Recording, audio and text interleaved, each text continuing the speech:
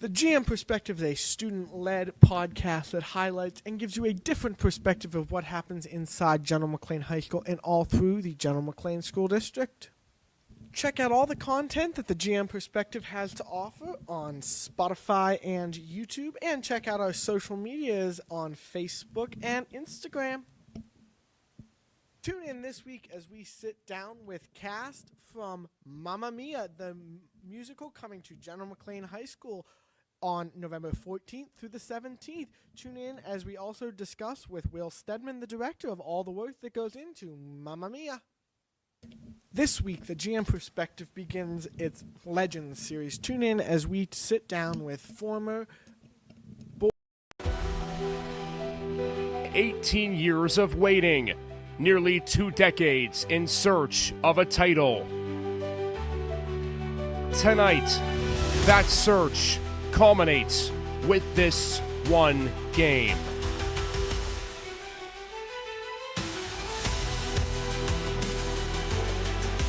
The Lancers have had an incredible ride to the district championship.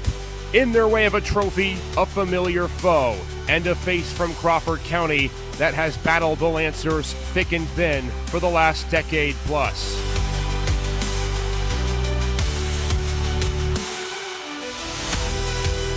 The rematch is here. The stakes could not be higher, and one spot in the state playoffs await. 48 minutes for a District 10 championship starts right now.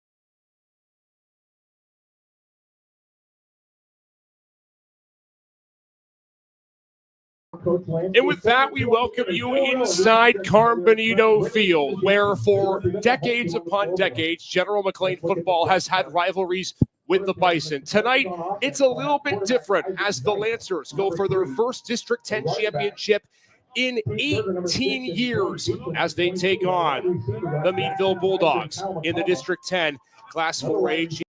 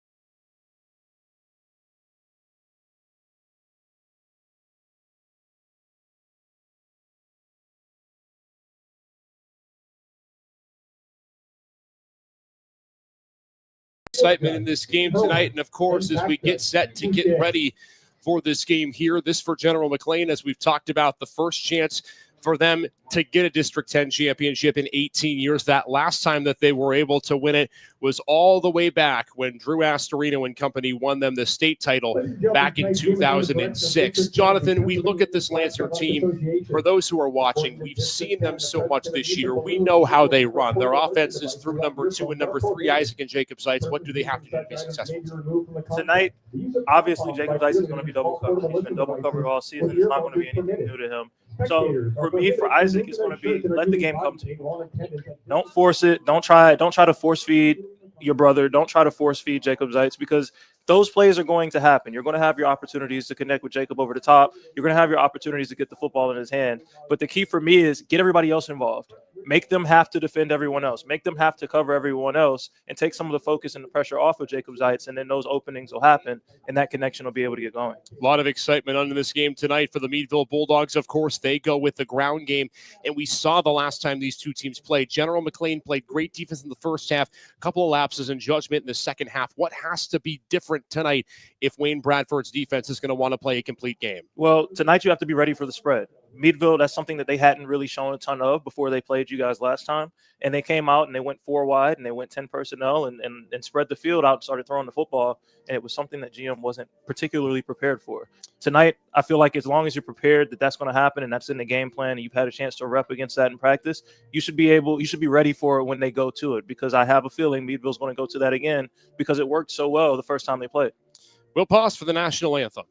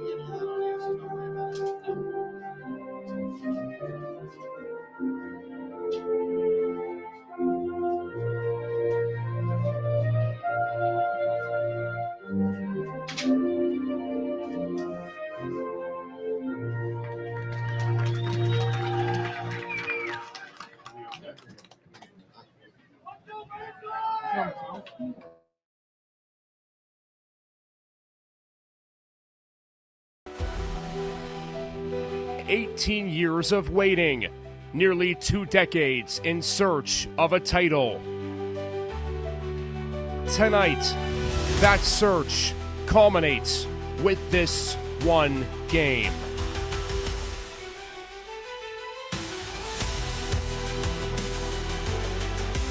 The Lancers have had an incredible ride to the district championship. In their way of a trophy, a familiar foe, and a face from Crawford County that has battled the Lancers thick and thin for the last decade plus.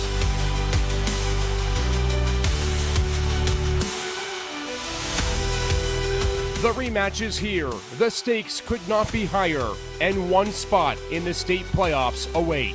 48 minutes for a District 10 championship starts right now.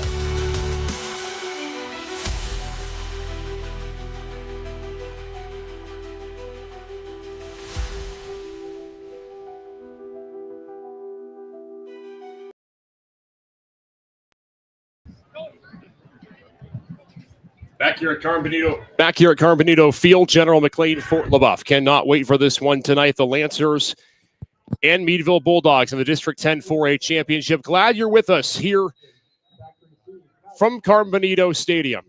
Isaac Peckash, Jonathan Williams getting set for kickoff. Meadville won the toss. They deferred. So the Bulldogs kicking to start this ball game. And the Lancers will get it moving right to left. Here we go. The District 10 4A Championship is underway. Ball fielded at around the 10-yard line and running with it. And a good lane out is Teague Berger. He's got a lane. 45 across midfield, making everyone miss. What a start for GM. Teague Berger to the house. 6 points on the opening kick, and the Lancers are off and running. They are off and running indeed. That's how you start a playoff football game. That's how you start a game the right way. Teague Berger gets a lane up the sideline and just takes it to the crib.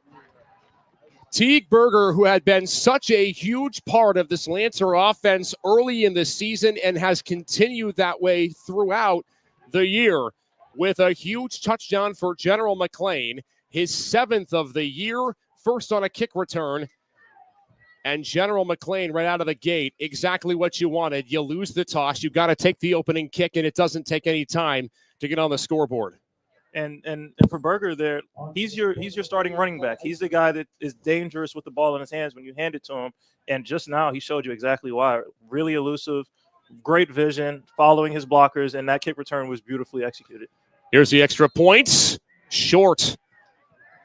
Not through the uprights, as it was just a tad bit off by the place kicker, Brennan Burkhardt, and so it stays 6-0.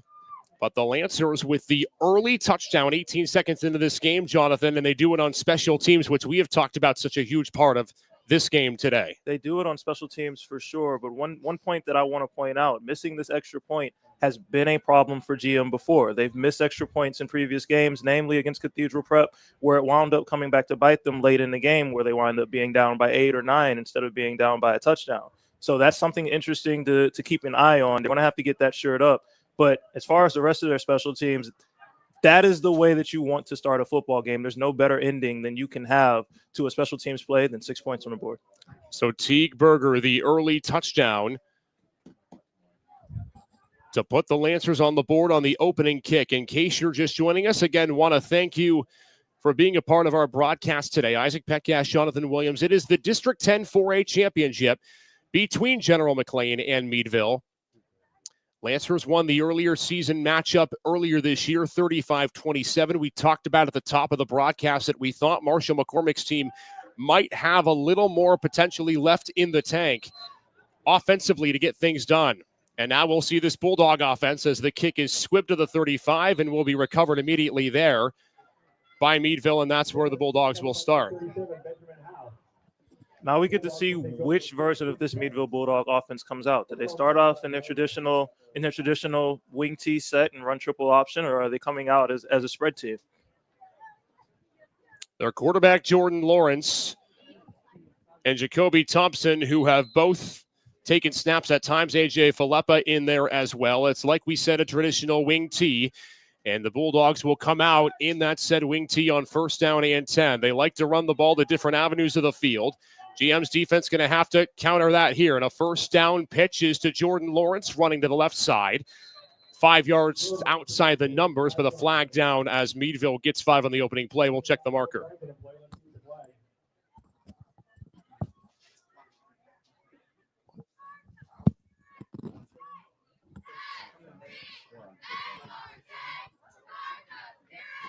We'll check the call.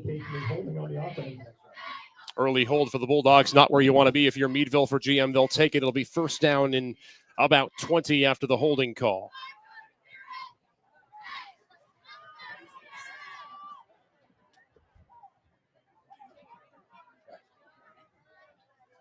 In case you just joined us, 6-0. Lancers in front early in this game. On the opening kick return touchdown by Teague Berger. First down handoff, this time right back to the left side, and they try around the end to Jacoby Thompson. That goes nowhere. GM in the backfield to make the play. In case you're just joining us on Facebook, apologies for the early technical difficulties. You missed an opening kick return by Teague Berger. 93 yards to the house for the touchdown. Right now for Meadville, it's second down and 17. Lancers have the Bulldogs behind the sticks. Yeah, I don't know if you can say there's ever a bad time to have an opening kickoff return for touchdown, but this was probably the worst. However, you missed a good one, guys. Glad to have you with us. Back to the wing tee for Meadville on second down. First passing play of the day is a deep shot down the field and nearly intercepted. Logan Squires was the man back there, the first one playing defense on the Bulldog receiver.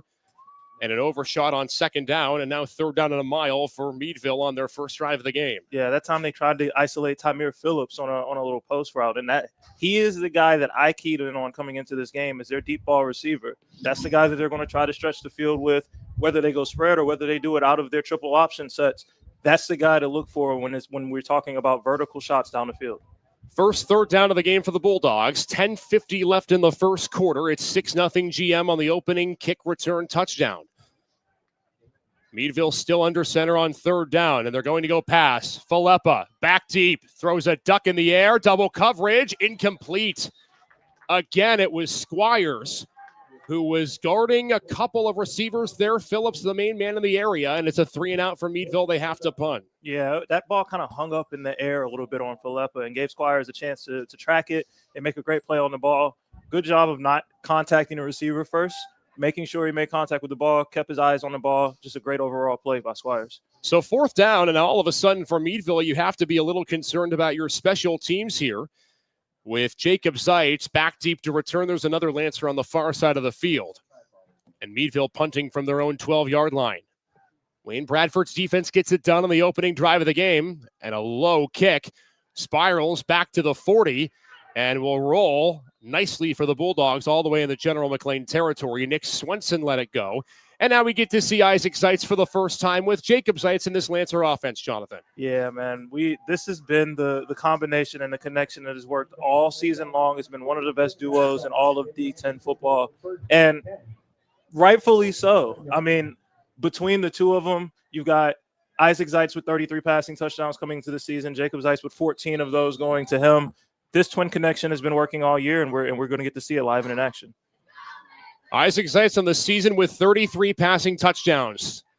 The majority of them to his brother, Jacob Zeitz, and he calls his own number on first down for about 5. One thing you'll see, Jonathan, this Lancer offense, they go quick. Yeah, they go fast. They get to the ball really quickly and don't give you time to set up. So watch, namely for after big plays. Anytime they get any more than 10 or 15 yards on a play, watch for them to run to the line really quickly and have another play ready to go. Teague Berger is the leading rusher for this Lancer team, who had, of course, the opening kick return touchdown, just over 600 yards to start the year. Jet motion on second down, little pop pass to the inside, and a load of blockers across the 30 to the 35. That's the first catch of the day for Jacob Zeitz, and he's got a 4-yard gain on second down and 6. GM 2 yards away on third down. And that's such a creative way to get Jacob Zeitz to football there. You'd like to think of him as that receiver that goes down the field and for your vertical shots, but they have a lot of different ways of incorporating him into offense, whether it's pop passes, screens, out routes. They are really versatile with how they get him the football. Here comes third down and 2. This Lancer offense all season long has been proficient. 35 points in the game against Meadville a few weeks back when they played. It's a heavy set on third down. And a run straight up the middle to Jared Corwin. The big tight end has the first down, but we'll check the marker. GM is guilty of an illegal shift. First time we've seen Jared Corwin. They'll use him a lot, Jonathan, in that quick, tight formation. The big tight end who can move well. He is big and nimble and a load to tackle. And I'd love to see how they get him incorporated into this offense, whether it's as a blocker, lead blocking for some of their run plays, or getting him the football in his hands and letting him punish some of those smaller DBs that he's going to run up against. 9:29 left to go. Clock winding in the first quarter. It's 6-0 GM on a opening kickoff touchdown from Teague Berger.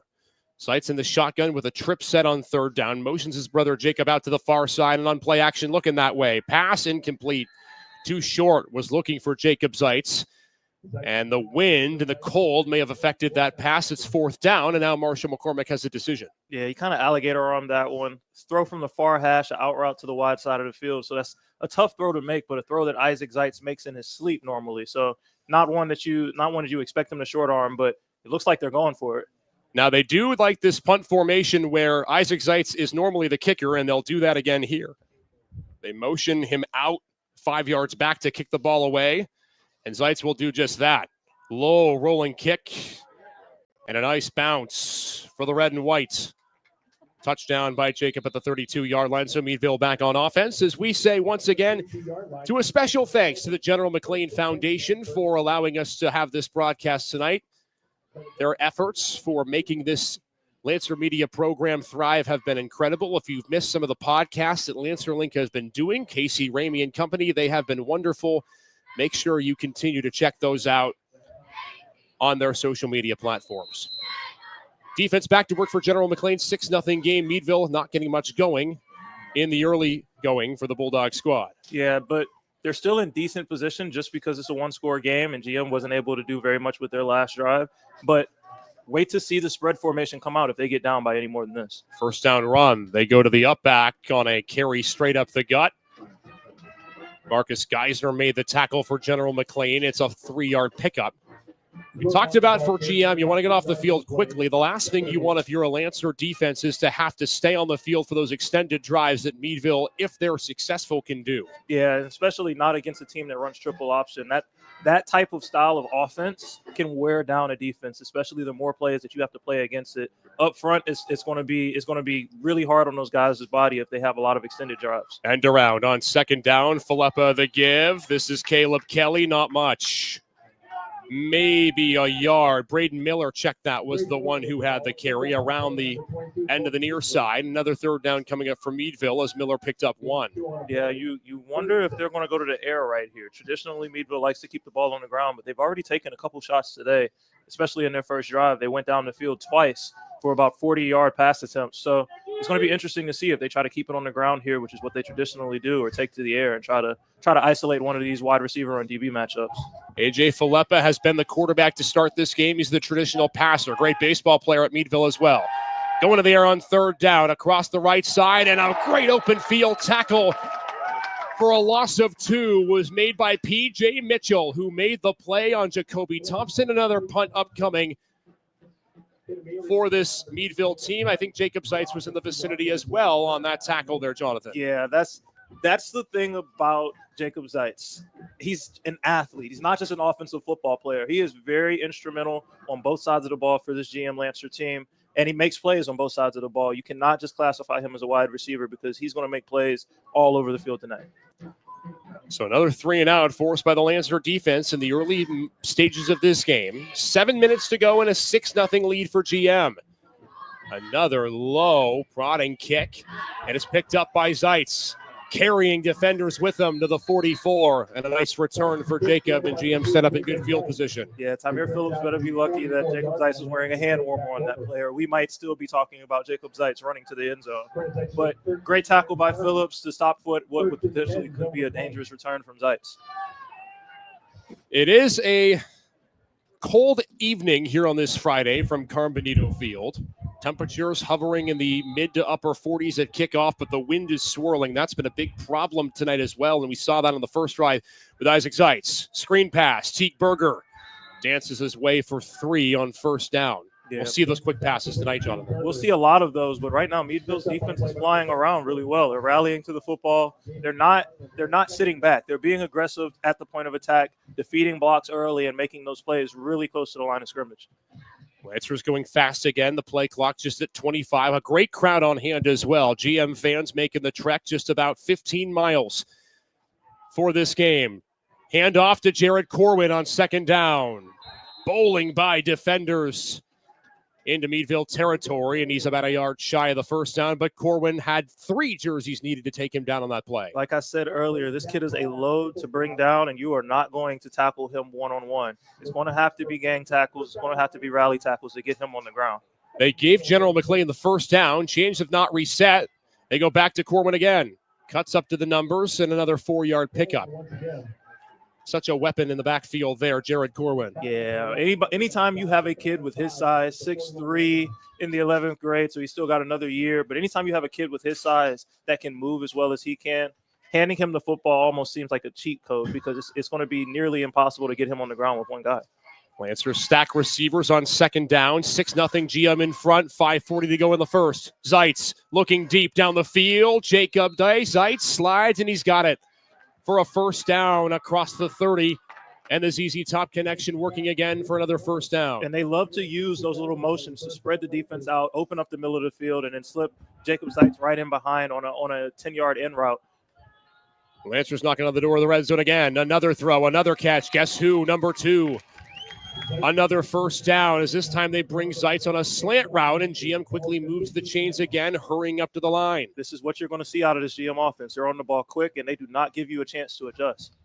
From the 15, Isaac Zeitz to Jacob, and a stutter step move inside the 10 to the 8. GM moving quickly. And as long as they keep picking up these 3, 4, 5-yard pickups, they can keep going fast like this because every play is positive. Every play is trending towards a first down. Lancers trying to double their lead up 6-0. Isaac Zeitz looking to orchestrate a drive. He's got 33 touchdown passes on the year. And Corwin, not much. Strung out there. Jacoby Thompson was the man to make the tackle, third down coming. Yeah, he defeated a Jacob Zeitz block. It kind of looked like Jacob was a little bit gassed on that play, 3 straight receptions. Hard to do that and then come back and block full strength for your next play. So defeated that block and made the tackle, which should have been behind the line of scrimmage, but Corwin falls forward. Third down and 1 upcoming for GM. 4.5 to go in this quick-moving first quarter in the District 10 4A Championship. One man on the hip of Isaac Zeitz on third down. QB draw all the way, looking for the hole. Doesn't have the touchdown, has the first down, and the Lancers a 1st and goal to go. You know, almost a better outcome because now you get 4 plays and 4 chances to score from right here in close and inside the 5-yard line. General McLane with just 2 losses on the season. They bookended their season with losses after what was an incredible effort in the middle of the year. 7-2, they ended the year. Looking for an 8th win and a 2nd touchdown on first down and goal.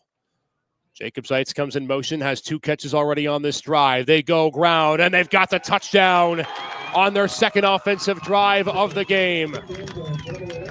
Lancers doubling their lead.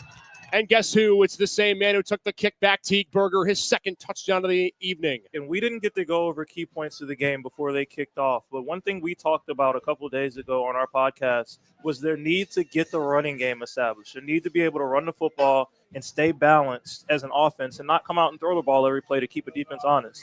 Teague Berger drops his shoulder just now, gets you 3 yards that you need, and that is integral to being able to make a deep playoff run, is being able to lean on your run game in those moments.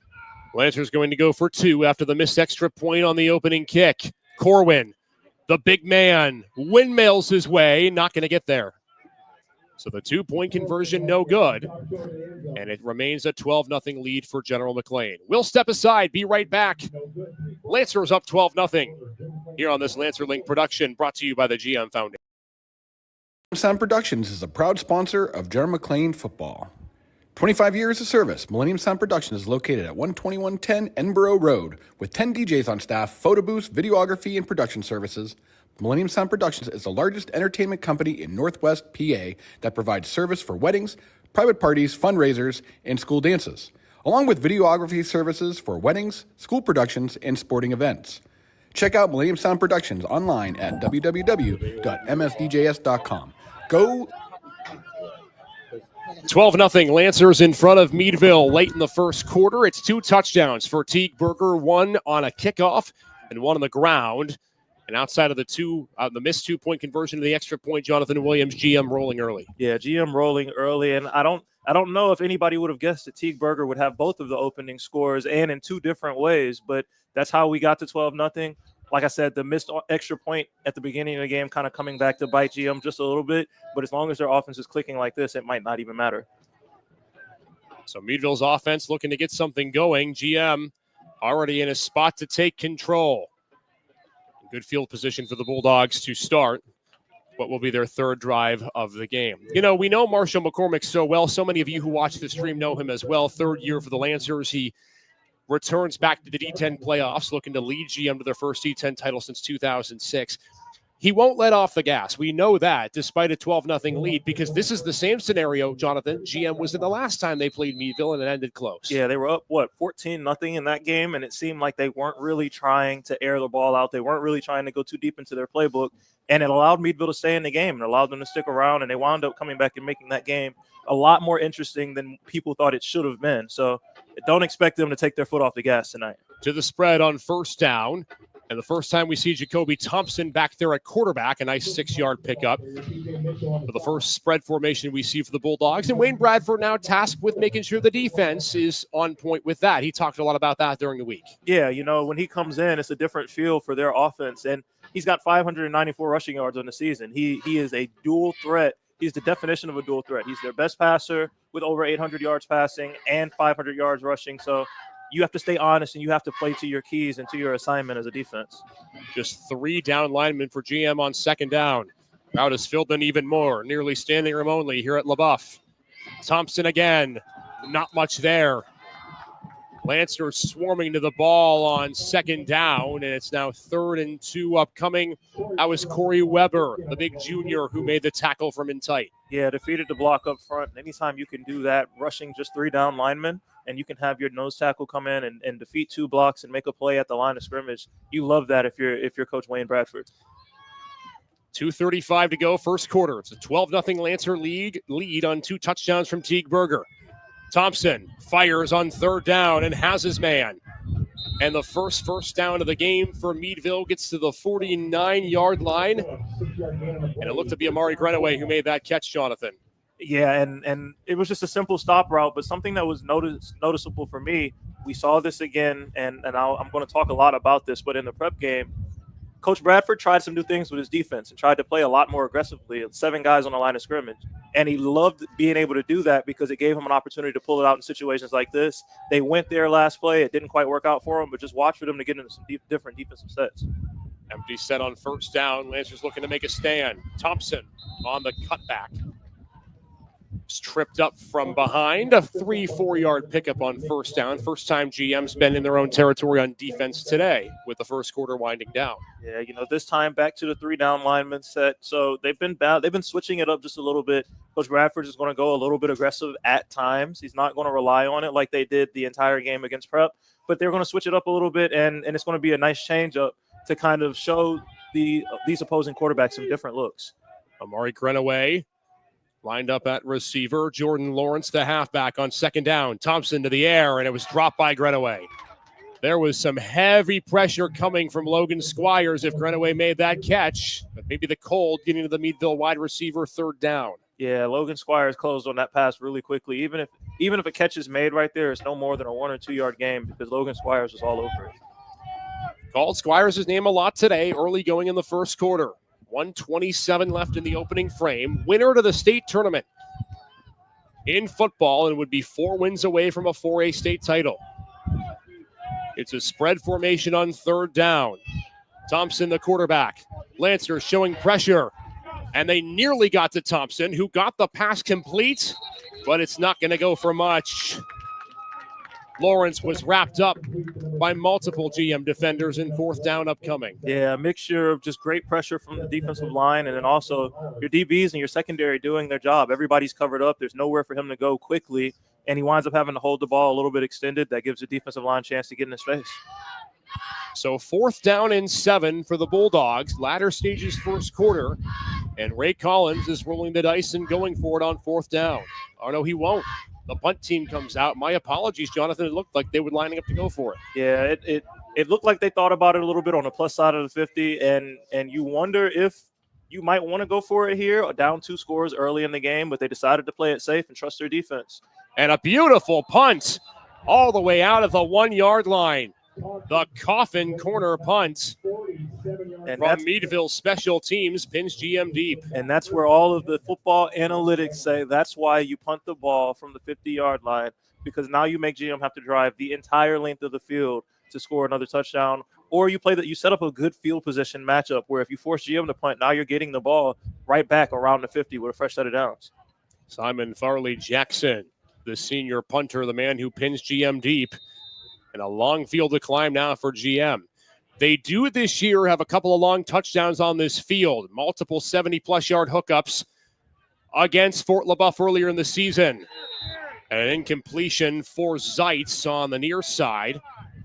Good coverage by a couple of Meadville defenders. Yeah, I think it was Ryan Ellerverton that got in on that one. And GM fans are probably looking for a little bit of a pass interference flag, as I believe he got there a little bit early, but he was on the back of Jacob Zeitz on that one. Under 30 seconds to go, first quarter. Lancers working on a 12-0 lead. An opening kickoff return TD by Teague-Berger. And then a Teague-Berger touchdown run is where we stand now. Isaac Zeitz all alone in the back of the end zone. Motions a man, keeps it himself, and just got out of the end zone. Kind of a risky play call from backed up in your own end zone to fake a jet sweep, because it's a delayed fake. So you're standing in your own end zone for a second or two before you get a chance to move vertical. But he was able to get out of his own end zone, at least get a yard or two past the line of scrimmage to give you a little bit more cushion for his third down play. So the first quarter comes to an end. And for Lancer fans, one that was marked by a lot of tempo and success. It is Teague-Berger 12, Meadville nothing, as he's got both GM touchdowns as we head to the second. More ahead as we roll along here on our Lancer Link production, brought to you by the General McLane Foundation. Here to do the first in a series of podcasts where we're going to talk about GM history. You know, we're going to bring people on here that are pivotal to where we are today. And Jim, it's just so appropriate that we start with you. You know, you are the guy who was here from the very beginning of this, and we are just honored to have you be on our podcast and to help us record.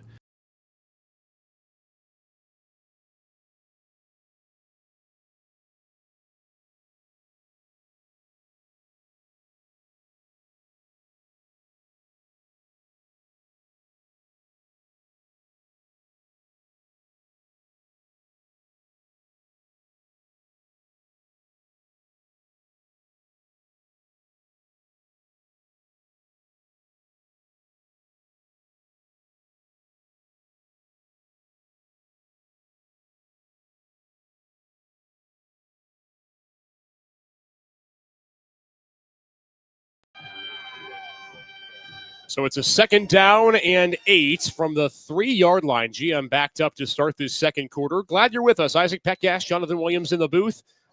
Ty Stuyvesant, our producer. Mark Eisert, operating cameras with us tonight. Casey Ramey, our student producer. It takes a village to make this work and bring you the action from Waterford, PA. Chilly and windy Friday night on 2nd down. And Zeitz going to throw it into that cold air. Looking for Jacob. Dropped it at the 40. They may have had 6 if ZZ Top would have brought it in. Instead, it's 3rd down. Yeah, just you saw something that you don't see often, which is a clear Jacob Zeitz drop. They left him single covered, which is also something you don't see very often. They didn't have a safety over the top of him. He got past his one guy, and that ball was in the breadbasket. If he catches it, that's another 6 points on the board. Don't see a drop like that very often from number 2. And Lancers will have to punt from their own end zone. End over end kick by Zeitz. Takes a bounce at the 40. And Thompson runs that out. Maybe unwisely so, but now Meadville set up in good field position on the 3 and out. My apologies. I thought that was 3rd down. It was 4th. And now the Lancer defense going to have to bow their necks here and try to make a stop. And like I said, this is why you punt the ball earlier in that situation. You pin GM back on the 1-yard line. Now after a punt, now you have the ball in plus territory at the 40-yard line. And you have a really good opportunity and a really good chance to steal some momentum from this Lancer team. So 1st down and 10. Coming up for this Meadville offense, which has not had much going tonight. Wayne Bradford leading that Lancer defense.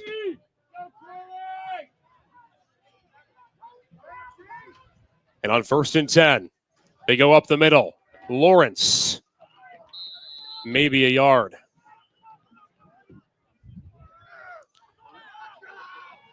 See the Bulldogs do a couple of different things today offensively, Jonathan. It just doesn't seem like they found their rhythm yet. And a credit to Wayne Bradford's defense because of that. Yeah, he's showing a lot of different looks, and Meadville is kind of trying to figure out what's working for them right now and find something that does work. They've gone spread a little bit. They've gone to the triple option a little bit. They're back spread right now on doubles. So they're just trying to figure out, okay, what's going to work against this GM defense. They go air on 2nd down, and a big hit at the 30 as the pass is complete. Thompson found his man on the near sideline. That's Tymere Phillips. 3rd down upcoming for the Bulldogs. Yeah, Zeitz came and tried to lay the boom on that one and didn't catch him very cleanly. Good catch by Tymere Phillips and a good job of getting vertical. Almost got the 1st down, but it sets up a nice 3rd and short for Meadville. GM has not allowed a 3rd down conversion today from the 31-yard line. Meadville looking to find the scoreboard. 10:38 to go before halftime in this 4A district championship game. Lancers bring the house. Good move by Thompson. And he is close to that line to gain. Had to zig and zag his way back to try to find a 1st down, but he's a yard short. Yeah, Caden Holler is not going to get credited with a tackle on that one, but he's the kid that made that play. He shoots up the field from his defensive end position and forces Aleppo to cut back. Thompson to cut back and into the heart of that GM defense so they could make the stop.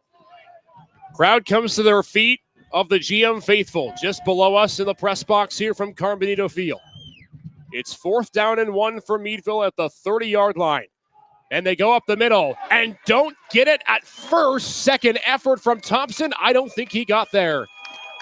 It was Corey Weber right in the middle to make the play. P.J. Mitchell was there as well, and the Lancers force a stop on 4th and 1. You know, this Lancer defense, when you look at their D-line and you look at the size of those guys up front, they're not the biggest in the area. They're not the biggest in the district. But, man, those guys play hard up front. They defeat blocks. They get off of blocks. And they are not easy to run the football against. And they showed it just now on this drive in those last 2 stops. So Meadville starting inside the 45-yard line cannot come up with a 1st down. And now back to work for Isaac Zeitz in this Lancer offense. Ground on 1st down.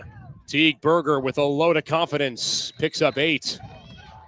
Might as well feed the hot hand, Jonathan. If he's already got 2 touchdowns, give him the ball more. Yeah, they're using their personnel really well. You lined up Holler and Corwin side by side as double wings and just tell them go lead block for Berger. Zeitz fakes the jet, keeps it, dances at the 45, and has a 1st down with a flag down at the 40. Yeah, it looks like they got Caden Holler for a hold there. Just grabbed a hold of his jersey a little bit, trying to set up a block for Zeitz. Unfortunate penalty in that time because that's a great run from Jacob Zeitz or Isaac Zeitz. I have not seen many flags tonight in this game. It's been a quick moving game with 9:25 to go in the 2nd quarter. And Jonathan's point, penalty goes against the Lancers.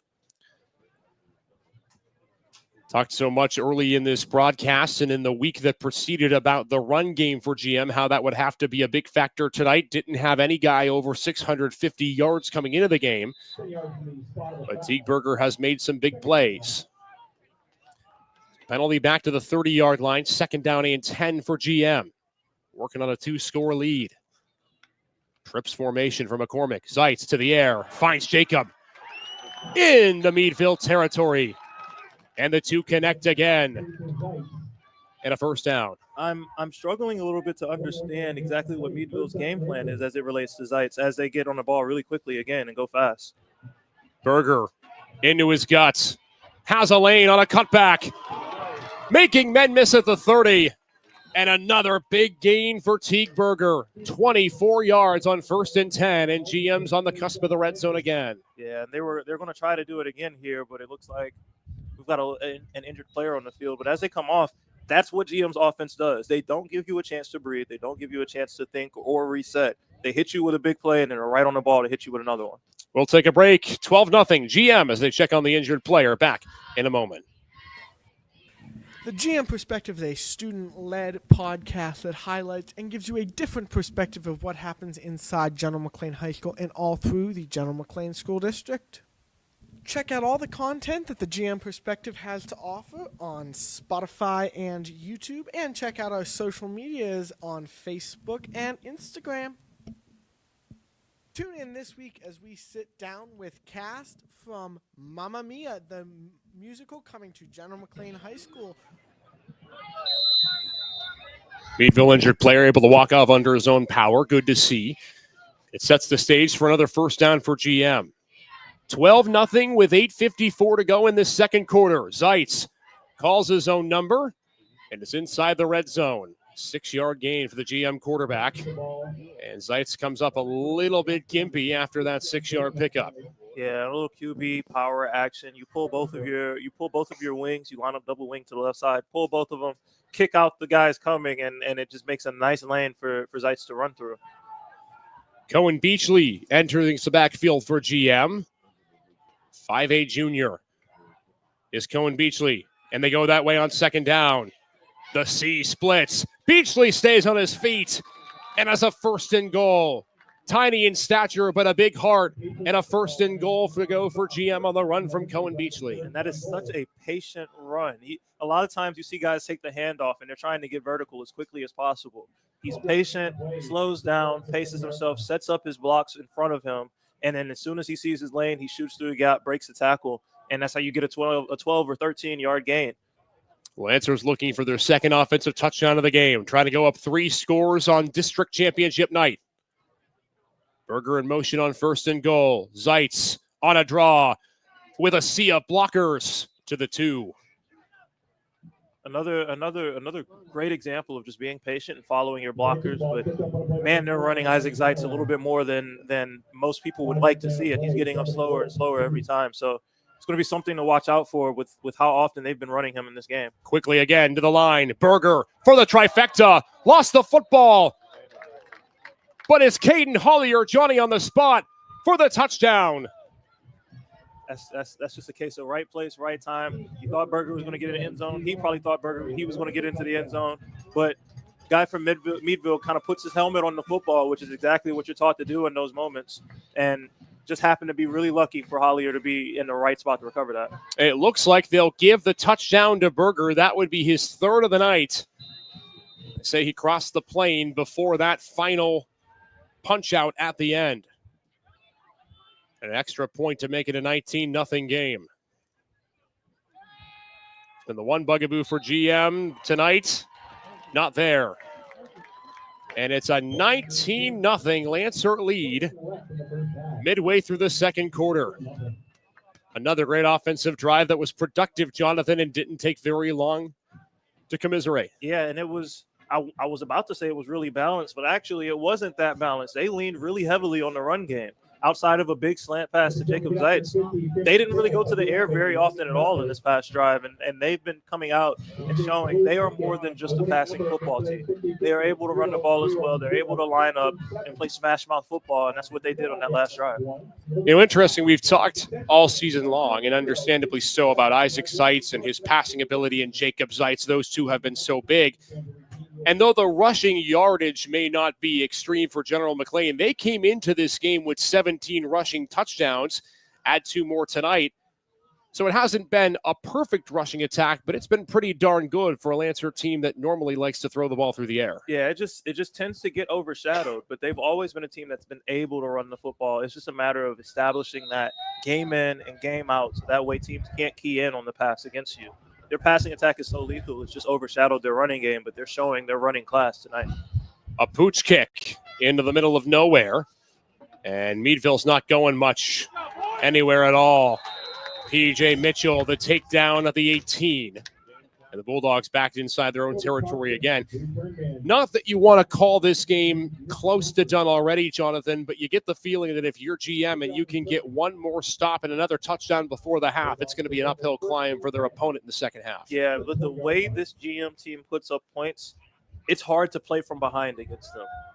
You might be able to get away with being down a score. You might be able to get away with being down 2. Being down 3 scores is nearly impossible to come back from against a team that scores as well as this. Meadville needs points on this drive if they want to stay into this game. First down give.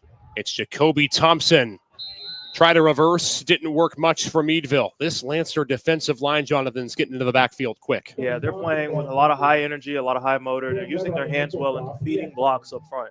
You don't see a lot of guys staying blocked. You don't see a lot of guys staying engaged with white jerseys. They're getting on and off of blocks really quickly so that they can make those plays in the backfield. Isaac Zeitz running up and down the sideline, tweaked something at the end of that drive. Looks like he's going to be okay to go back out there, but we'll see. Meadville's been rotating 2 quarterbacks tonight. A.J. Filippa back in on second down. And it's a give. Thompson went backwards at first and then pushes his way back near the original line of scrimmage. But all that effort just to get a yard, and it's 3rd and 11 upcoming for the Bulldogs. Yeah, GM is getting upfield and getting a lot of penetration on some of those double end-around plays from this triple option. And they're really slowing things down back there. You see guys running backwards a little bit to get the football. They're not able to find very much room to set up some of these misdirection plays. Approaching the midway point of the second quarter, 19-0 GM off of 3 touchdowns by Teague Berger. Looking for a stop again on defense as the student section, a big student section tonight coming to life. 3rd down give, Phillips confusing the GM defense and across the 35. That was Jordan Lawrence who grabbed that football and went right down the middle for a 1st down. And Meadville catches GM off guard on 3rd and 11. They run the football and pick up a 1st. Yeah, anytime you get into the second level and you're able to make a guy miss, especially in the secondary, you're off to the races a little bit. GM just a poor job of tackling on that particular play, and Phillips was able to break a couple tackles, or Lawrence was able to break a couple tackles and pick up the 1st down. 5.5 to go in this second quarter of play. Sure glad you're with us here on our Lancer Link production. Live on Facebook, live on YouTube, live on X. So many people, as we can see, watching our broadcast tonight. And again, this GM community just so big for a reason. 2nd carry of the night for Braden Miller.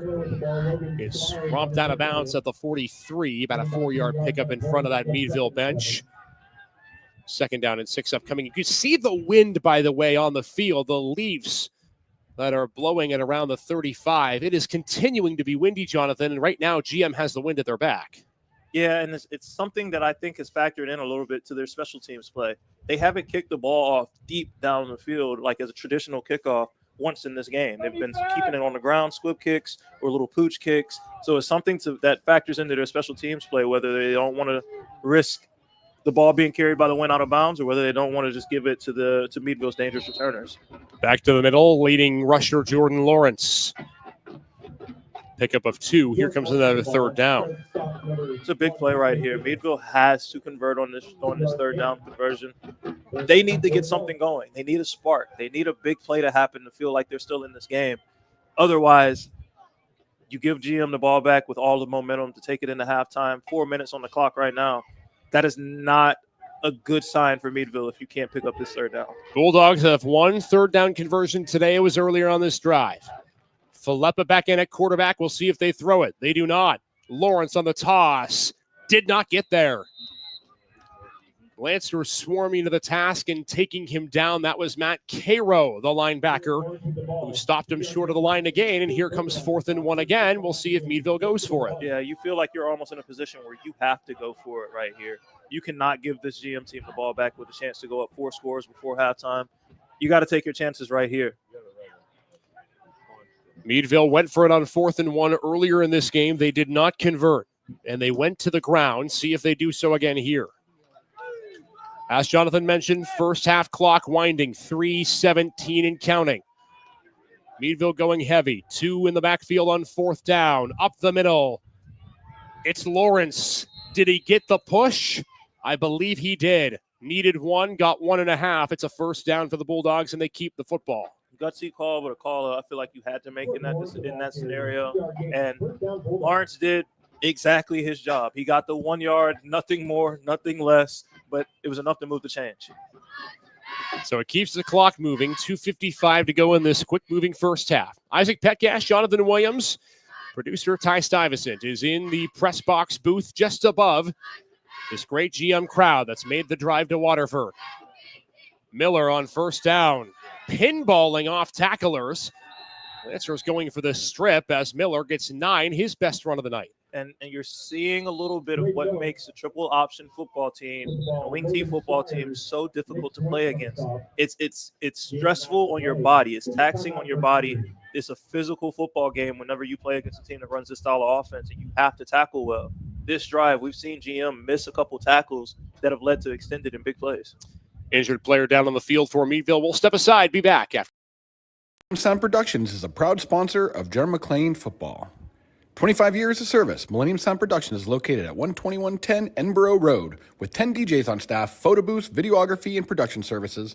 Millennium Sound Productions is the largest entertainment company in Northwest PA that provides service for weddings, private parties, fundraisers, and school dances, along with videography services for weddings, school productions, and sporting events. Check out Millennium Sound Productions online at www.msdjs.com. On our podcast and to help us record a little bit of General McLane history. I'm glad to be here. Yeah, so let's start it off. Tell us, I think one of our first things we want to know is, like, how did you get involved with General McLane? The GM Perspective is a student-led podcast that highlights and gives you a different perspective of what happens inside General McLane High School.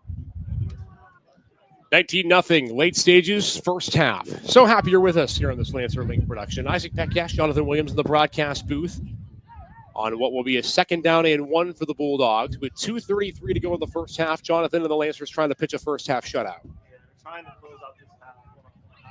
People's driving right now. They picked up a couple first downs, they had a couple physical runs, and kind of imposed their will on this GM defense a little bit. So it's going to be very interesting to see how this defense responds to giving up a few first downs the entire game. 3 touchdowns in this game, all coming from Teague Berger. 1 on a kick return to start the game and 2 rushing touchdowns. It's a give right up the middle. Meadville going back to the ground. Lawrence outside the hash marks and a first down. Bulldogs starting to gain some traction on the ground, Jonathan. You'd like to see GM try to stop that once again. We were looking at Meadville and trying to kind of figure out, are they going spread? Are they going triple option? Which way are they going to go? And they went back and forth a little bit for their first couple of drives, but they seem to have found something going back to their triple option stuff and really leaning on the run game, running the ball downfield, speed tackles, and just being really physical at the point of attack. A.J. Filippa back under center, and it's Miller on the jet sweep, pushes his way into the second level and has 8 yards. These plays are turning into more and more of chunk runs. At first, we were seeing 1-2 yard runs, but they keep leaning on the GM defense a little bit. Now these runs are turning into 6, 7, 8 yard runs. And it's tough to play against this type of offense because you have to do your assignment. If one person messes up their job, especially up front on that defensive line, you open up a crease and big plays can happen. One of the only disadvantages, and there aren't many of them, of playing a quick style offense is sometimes you score too quickly. GM's got the lead. The defense, though, has been on the field for a large chunk of this game, though they've played well to this point. Yeah, this has been a masterclass 4-minute offense. Take all the time off the clock, keep moving the ball, keep moving the chains, and Meadville is moving really close into that red zone territory. Another first down run from Jordan Lawrence as he gets his number called yet again. And Meadville working on a long drive here, 55 seconds to go in this first half. And we get our first timeout call from Ray Collins. Well, if you're GM, you've, of course, had the advantage for this entire first half, but Meadville does get it to start the third quarter. If you're the Bulldogs, you're thinking double dip here to end the first to start the second half. Yeah, if you're Meadville, you really need a score right here before halftime, both to give you a chance to get back into this game in the second half when you receive the ball and you receive the second half kickoff, but also just for morale's sake, to feel like you're in this game, to feel like you belong on the field with this GM team, because right now it's been all Lancers. If you're GM, you want to stop out of your defense right here. This is the most you've been tested all game long. This is the longest drive that you've been on the field for all game long, and it would send a really big message to the rest of your team if you could bend all the way down the field but not break and not allow Meadville to get into the end zone here to end the half. Coming up in the halftime report, Jonathan and I will break down the first half, what we saw, and try to give you some updates on scores around the county of playoffs as well. Of course, we've got the 3A semifinals happening tonight. McDowell in action against State College in the 6A sub-regional. So many great games going on this Friday night. It's a great time of year. No snow. A lot of you watching the broadcast, I'm sure, can be excited about that. Normally, this point in the year, we're dealing with a lot of snow. Philippa to the air on first down. To the end zone, it is incomplete. Threw it into double coverage, did Philippa. Zeitz was back there defending, a couple others as well. And a dangerous throw results in an incompletion, probably luckily for the Bulldogs, Jonathan. Yeah, that's probably the best case scenario. I think they got him for a hold, too, on this play. So any result, it would have been coming back. But going to the air this time for one of the first times on this drive, and I'm not sure I quite agree with it in that moment. You've been running the ball a little bit at will on this drive, and you've got another 2 timeouts to work with. I would try to get a little bit closer before we take it to the air because they haven't been able to connect on those long passes. Still time, 50.7 left on this first half clock, and head coach Marshall McCormick takes the penalty. So 1st and 10 becomes 1st and 20. And Miller this time heeds Jonathan's advice, tries to find the edge, and gets tackled out of bounds by the shoestrings. 4-yard gain, out of bounds goes Miller, so the clock stops. 42.9 left in this first half. Yeah, it's going to be interesting. 2nd and long on this play. 42.9 seconds. Got 2 timeouts. The clock is stopped. Do you run the ball again, try to pick up another 6 or 7, 8-yard chunk play to make it 3rd and manageable and burn a timeout, or do you take it to the air right here and try to get it all back at once? This time of the game, this situation had been a point, I'm sure, of contention this week in practice for Wayne Bradford. GM, when they played Meadville in the regular season, gave up 2 long touchdowns on 2 long plays. Still to the ground. Ball comes out. Thompson had it poked loose. One of the Meadville linemen comes up on it. That was a huge hit delivered in the middle. I believe P.J. Mitchell was in the midst of that. And GM nearly forced a turnover, but it forces a timeout. P.J. Mitchell looked like he was out for blood on that play. It's one thing when you hit someone and you make them fumble. It's another thing when you hit someone so hard the ball pops straight up in the air and you can see the football above everyone else. Meadville's lucky to fall on that and recover it. Man, that was a brutal hit. 36.7 on the second quarter clock, and now 3rd and 17. What's the defense you think Wayne Bradford comes out with here, Jonathan? Everybody stay back and don't let anybody get behind your heads. I don't foresee him going super aggressive right here. 3rd and ridiculous almost for Meadville. There's no point in rushing the passer with more than 3 or 4 guys. He might add a 5th guy into the box, but really you're preaching to your DBs. Don't let anybody get behind you. Don't give up anything cheap going into halftime. 3rd down 17 coming up for Meadville. In case you're just joining us, GM leads at 19-0, seeking their first District 10 championship since 2006. That was a great year, maybe the greatest year in General McLane school history. Football championship of the state level, basketball state championship. Marching band won championships, and there was a show called Les Mis that was produced that year as well. Thompson to the air, just off the hands. He was looking for Phillips, who was open, but the pass not in his breadbasket, and it's 4th down. Yeah, don't listen to me because Coach Bradford brought 7 and put a guy right in Thompson's face and made him have to throw the ball quickly. And he got the ball out of his hands quickly to an open receiver, but the throw was off. The pressure affected him. 4th and 17. Meadville, though, last meeting with GM did convert a 4th and long for a touchdown. GM trying to get off the field, 33.9 to go. 7 on the line of scrimmage again. And they started to bring it. And now we get a whistle, and I believe it's a false start coming against Meadville, and it is. And that's one of those penalties you can't have in this moment. You're already in a situation where it's 4th and forever, and you make it 4th and forever with a 5-yard penalty, with a false start penalty right there. You kind of gotta be locked in at this moment. 30 seconds before halftime, and you need points on the board right now. They're not making it very easy on themselves. Kind of in no man's land right now for the Bulldogs. Remember, this GM offense is rolling, and they've got 3 timeouts if they can get a stop. Lancers crowd the line again on 4th down, and they bring pressure. Thompson on a screen. Finds Lawrence, but he's got a long way to go. Lawrence not going to get there. GM with the preventative D on the back end, and it's another turnover on downs, and the Lancers have it back. Coach Bradford is basically saying, listen, we're going to put 7 guys on the line of scrimmage. We're going to bring pressure, and we're not going to let you stand back there and bomb us to death. We're going to put guys in your face. We're going to make you throw the ball quickly. Screen is a great call against pressure, but it's hard to pick up 30 yards on any play. So GM gets the football back. 22 seconds left in all 3 timeouts. That is plenty of time, folks.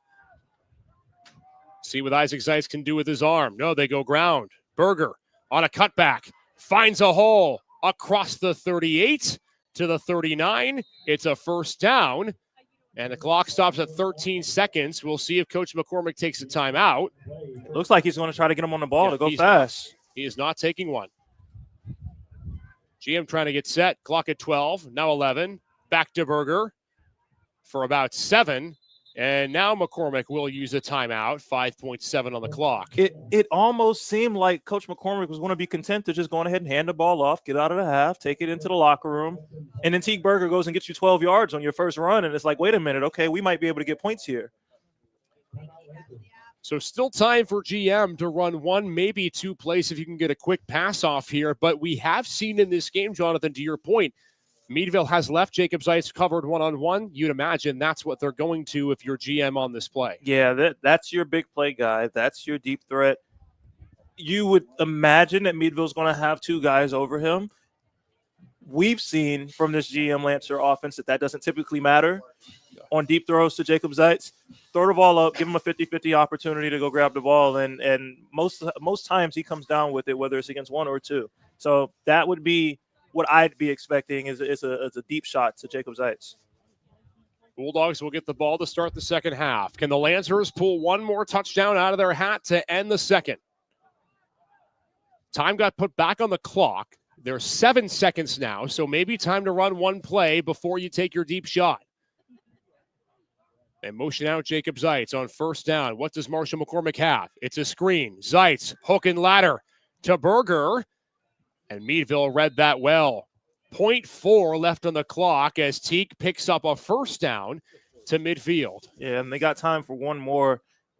It looked like they were trying to find a way to get a little bit of a yardage play. Get a couple yards, get out of bounds, stop the clock.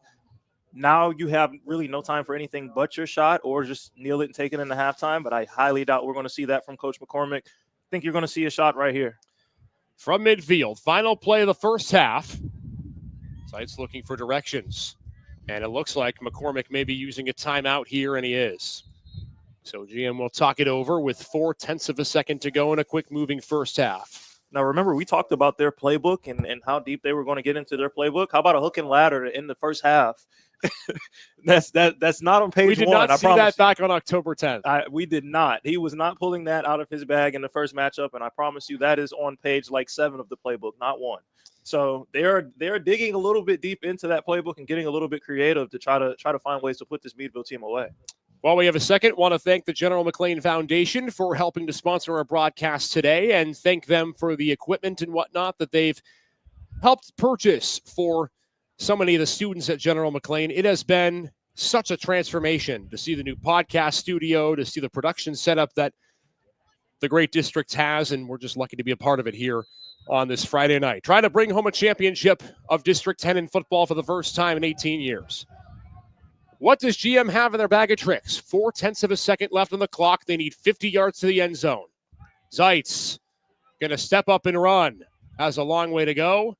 And we'll just let the half run out as he steps out of bounds. Yeah, it looked like they tried to set up a little bit of a tunnel screen right there. Zeitz didn't like what he saw. And he was probably, coach, if you don't like what you see and you don't see anything there, run for it in the half. Let's go into halftime with a 3-score lead. It is a 19-0 lead for General McLane as we hit the half. We'll let our cameras play things out for you during the halftime break and be right back. Jonathan and I, the halftime report, when we come back here on Lancer Link. It's a 19-0 lead. GM, 30 minutes away, maybe of regular time, 24 minutes away of game time from a District 10 championship.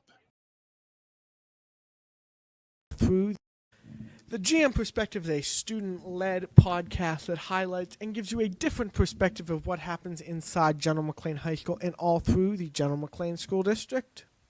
Check out all the content that the GM Perspective has to offer on Spotify and YouTube, and check out our social medias on Facebook and Instagram.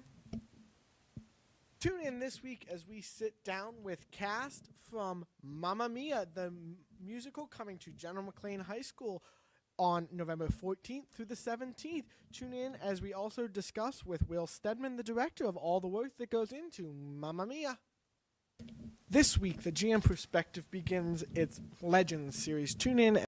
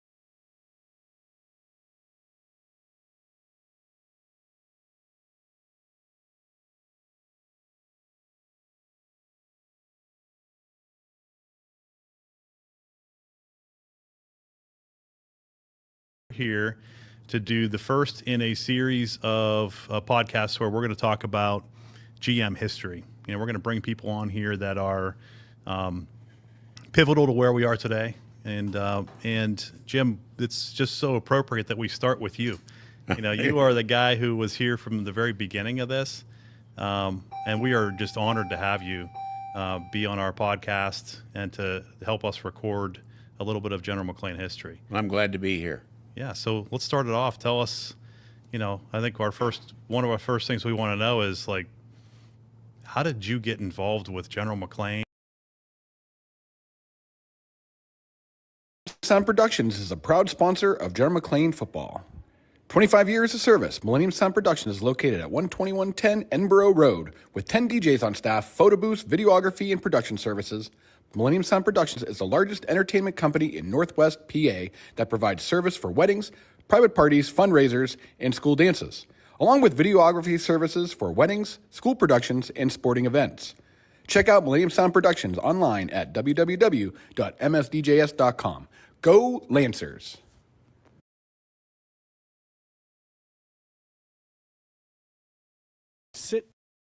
The GM Perspective is a student-led podcast that highlights and gives you a different perspective of what happens inside General McLane High School and all through the General McLane School District. Check out all the content that the GM Perspective has to offer on Spotify and YouTube, and check out our social medias on Facebook and Instagram.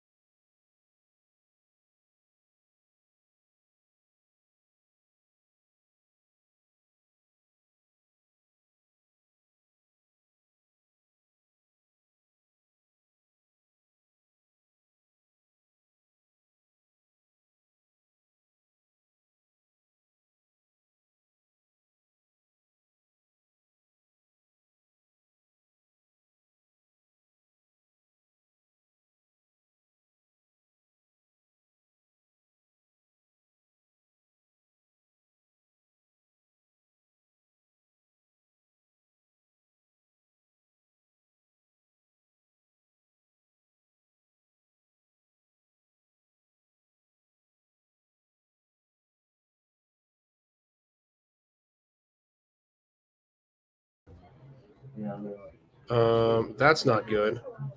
Shoot. The GM Perspective is a student-led podcast that highlights and gives you a different perspective of what happens inside General McLane High School and all through the General McLane School District.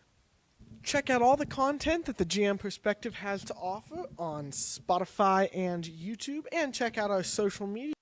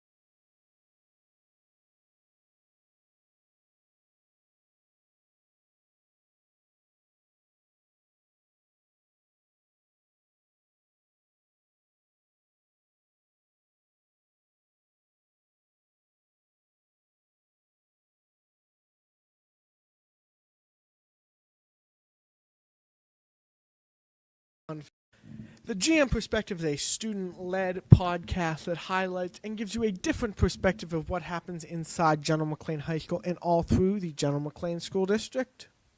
Check out all the content that the GM Perspective has to offer on Spotify and YouTube, and check out our social medias on Facebook and Instagram. Here to do the first in a series of podcasts where we're going to talk about GM history. We're going to bring people on here that are pivotal to where we are today. And Jim, it's just so appropriate that we start with you. You are the guy who was here from the very beginning of this, and we are just honored to have you be on our podcast and to help us record a little bit of General McLane history. I'm glad to be here. Yeah, so let's start it off. Tell us, I think one of our first things we want to know is, like, how did you get involved with General McLane?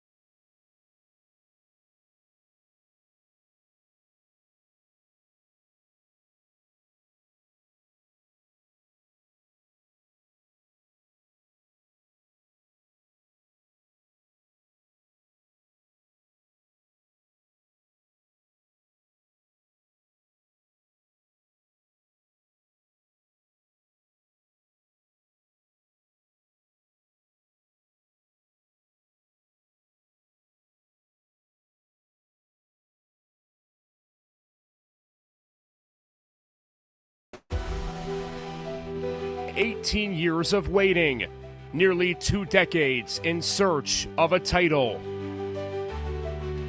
Tonight, that search culminates with this one game.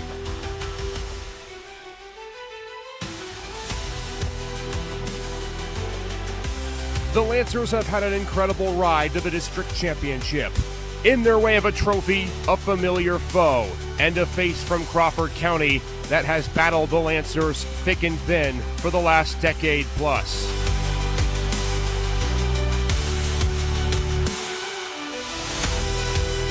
The rematch is here. The stakes could not be higher, and one spot in the state playoffs await. 48 minutes for a District 10 championship starts right now.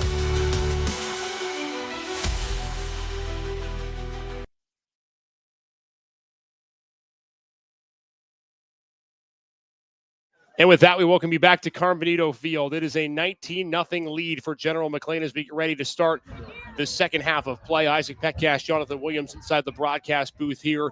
It has been a first half marked, Jonathan, by defense. General McLane has bent but not broken in a lot of situations on defense, and Teekberger with 3 touchdowns to lead the way for the Lancers. Yeah, it's something that you didn't expect coming into this game, to say GM would be up by 3 scores, and all 3 scores would either come on special teams or on the ground. Yet here we are, and they've been running the ball efficiently. They've had big special teams play, and their defense has stood on their heads and really stood up to the task of stopping Meadville on what was their most productive drive of the game, that last drive of the second half. Bulldogs will get the ball to start the second half, although the Lancer defense has had a couple of big third down stops, a fourth down stop. What's going to be the key in this drive, Jonathan, if you're GM, to set the tone and keep this going in the second half? Honestly, if you can get a 3 and out right here, that pretty much demoralizes this Meadville team. They had their best drive of the first half at the end of the half and still couldn't come away with points. If you can get them to punch you the football right here early and just going ahead and kind of suffocate them a little bit more, you might have just taken all of the life out of this Meadville program. Like we said, this game started off very quickly. A 93-yard kick return touchdown from Teekberger. He had 2 rushing touchdowns to add to that in the first and second quarter. It's been Wayne Bradford's defense putting on a show since. If the Lancers can keep the lead and win tonight, it'd be their first District 10 championship since 2006. They have not won one since the state championship year with Drew Astorino and company back in the early 2000s. A little bit of a squib onside kick to start the second half, and Dane Moody's there for the recovery, so Meadville good field position to start the third. Up 3 scores, that's one of those risks that you can take, and with your defense playing as well as they've been playing, the field position isn't nearly as much of a concern for you if Meadville recovers that as they did. So we'll see who comes out at quarterback for the Bulldogs. General McLane has been trying to alternate their plans between A.J. Filippa and Jacoby Thompson, who are the 2 quarterbacks for this Bulldog team. And we'll see who comes out to start the third. Continues to be a chilly night, but pleasant for the most part. A lot of Lancer fans in the stands from Fort LaBeouf today. Meadville fans on the opposite side, and on first down, they watch as Braden Miller carries it off the right-hand side. Picks up about 4. That's a guy, Jonathan, that they'd like to really get more involved in the second half. Yeah, he got a couple touches in the first half, but nothing really explosive outside of maybe 1 or 2 carries that hit that 7 or 8 yard mark. And I look for them to lean heavily on the run game coming out in this drive, because that was what was working for them going into halftime. That's how they were able to drive the ball all the way down the field, and nearly get into the GM red zone before penalties set them back. Meadville had a drive inside the 30 in this late second quarter, could not convert on it. Lancer defense to shut out to this point. Quick sweep. Thompson trying to outlast the defenders. He's got a first down. Ran all the way around outside the numbers and picked up 12. And a first down run for Jacoby Thompson. Jonathan, they're putting him at running back a lot this second. Yeah, they're putting him at running back a lot, and I like that play call. Get around the edge. That's one that Coach Bradford's going to look at the film and be livid about, because you have a person out there whose job is to set the edge. Nobody can get outside of you. He got pinned inside. Edge gets given up, and Thompson's able to take the ball around the edge and pick up a nice game. Logan Squires was the man dedicated to make that tackle. He had a really good first half. We called his name a handful of times in that first 24 minutes. Filippa back under center on first down. Lancers with 6 on the line, and they go right up the gut. Lawrence trying to drag defenders with him, but Michkowski brought him down from behind. The big nose tackle making the tackle. And if Mitch doesn't make that tackle, he might pick up 6-7 yards, because it took a while for another GM Lancer to get there to clean it up. So a great play by your defensive lineman, Mitch. Lancers with those 3 first-half touchdowns. The only really miscues on offense in that first half was a missed extra point and a missed 2-point conversion for GM. That's where we have 19-0 at this current juncture. Winner of the state playoffs, where they would play next Friday or Saturday against an opponent to be determined, would be part of the final 16 in the state of Pennsylvania. A second down run. It's Thompson, stuffed at the line, runs into a Red Sea, and again in the middle of the big boys. This time Keaton Williams brought him down. Yeah, GM's defensive line has been playing out of their minds today. They've made a lot of plays up front, right around the line of scrimmage, and you don't typically hear that a lot. You don't hear about a lot of defensive linemen making tackles, making solo tackles, but they're defeating blocks up front. They're getting off of blocks early, and they're making tackles either in the backfield or at the line of scrimmage. Another third down coming up. Meadville has converted just one so far in this game today. Under center, Filippa. Another run. Lawrence with a crease. Knocks over an official in the process and picks up a first down. And Logan Squires may have saved a touchdown. Yeah, that as I expected, Meadville's keeping it really heavily on the ground here. They think they found something that was working for them going into halftime last drive, and they feel like, okay, well, we're going to go back to it until GM shows us that they can stop us consistently between the tackles. Seen a heavy dose of Jordan Lawrence today. We've called his name. We've called Jacoby Thompson a lot today. Meadville likes to try to spread it out with different running backs. Can Wayne Bradford's defense get off the field on first down? Another jet sweep. Thompson stuffed at the line. And you see that jet sweep turns out a lot differently because he can't get the edge. Whoever the edge defender was did a good job of keeping contained outside, keeping his outside arm free, and forcing everything back inside of him to the rest of his guys in red. So interesting to hear from Coach Wayne Bradford. And Jonathan, you and I do a podcast. We talk to him a lot. He's on the pod. Just hearing and picking his brain as to what kind of schemes he can draw up. He's always one guy where if he can be aggressive and use something different, he's going to do it. Yeah, he's a great defensive mind, and he likes to learn, and it's something that you have to have about you to be a great coach. He likes to learn. He watches football. He eats, sleeps, breathes football, and he likes trying different things and introducing his kids to different things and different schemes and different ways to play the game of football and play defense and be aggressive. Braden Miller lowered the shoulder, picks up 3, and so third down and a long 6 upcoming for the Bulldogs. They have not been shy with running the football in this game on third down, and that's what they do. Ray Collins, longtime head coach for the Bulldogs, up against Marshall McCormick, trying to win a district championship in just his third year with the Lancers. It kind of feels like you're in 4-down territory here. You're down 3 scores. You're in the third quarter. You're, at this point, racing against the clock to try to get back into this game. So feels like 4-down territory for them. It's Lawrence straight up the gut, and to Jonathan's point, enough to get them close. He's 1.5 yards short as Jordan Lawrence. And now the Bulldogs, who are 1 for 2 on fourth downs tonight, will have to try again. GM's defense trying to make the stop. This is a critical juncture in this game because this could be the difference between you clawing and scratching your way back into the game or giving GM completely all of the momentum to go ahead and run away with this one. You hear the crowd just below us rising to their feet or maybe stomping the stands with their feet. Another great crowd as always from GM that has traveled for this game. It's fourth down and 1.5, the 19 needed for a first down. Miller strung out, didn't get there. What a play by the GM defense, and guess who? Teague Berger, he gets it done on special teams, offense, and defense. The trifecta for the Lancer Speedster. Yeah, number 6 in red is everywhere tonight, and he's been doing it, like you said, in every phase of the game. That's a great play to come up and make a tackle on the edge in the backfield and get your offense the ball back, and he's going to be rewarded, I have a good feeling, on this drive with a couple touches. So another defensive stop for GM. They have quelled Meadville twice on fourth down attempts tonight. And Isaac Zeitz back to work after spending the first near 5 minutes of the third quarter on the bench. It is Berger up the gut on first down and rolls his way for a 7-yard pickup. GM has shown that they are going to run the football until Meadville can stop them. They don't have to throw the football in this game to be effective, and they've proven that. They've gone to the air a couple times, and they've used it when they needed to use it, but they've really been able to lean on their rushing attack, and it's been impressive to watch. We've seen a lot of Jacob Zeitz in the first quarter. Since then, it has been, to Jonathan's point, the ground game. Second down 3, they motion Berger out. Zeitz looking that way. Pumps, fires, down the field, has a man in stride. Kyle McConnell out racing white jerseys inside the 15. There's the long chunk play we were looking for, and GM's back in the red zone again. And just when you think, okay, they're just going to lull us to sleep and run the ball, boom, motion out to empty formation, and everyone's eyes in the secondary goes to Jacob Zeitz. You get trips at the bottom of the formation.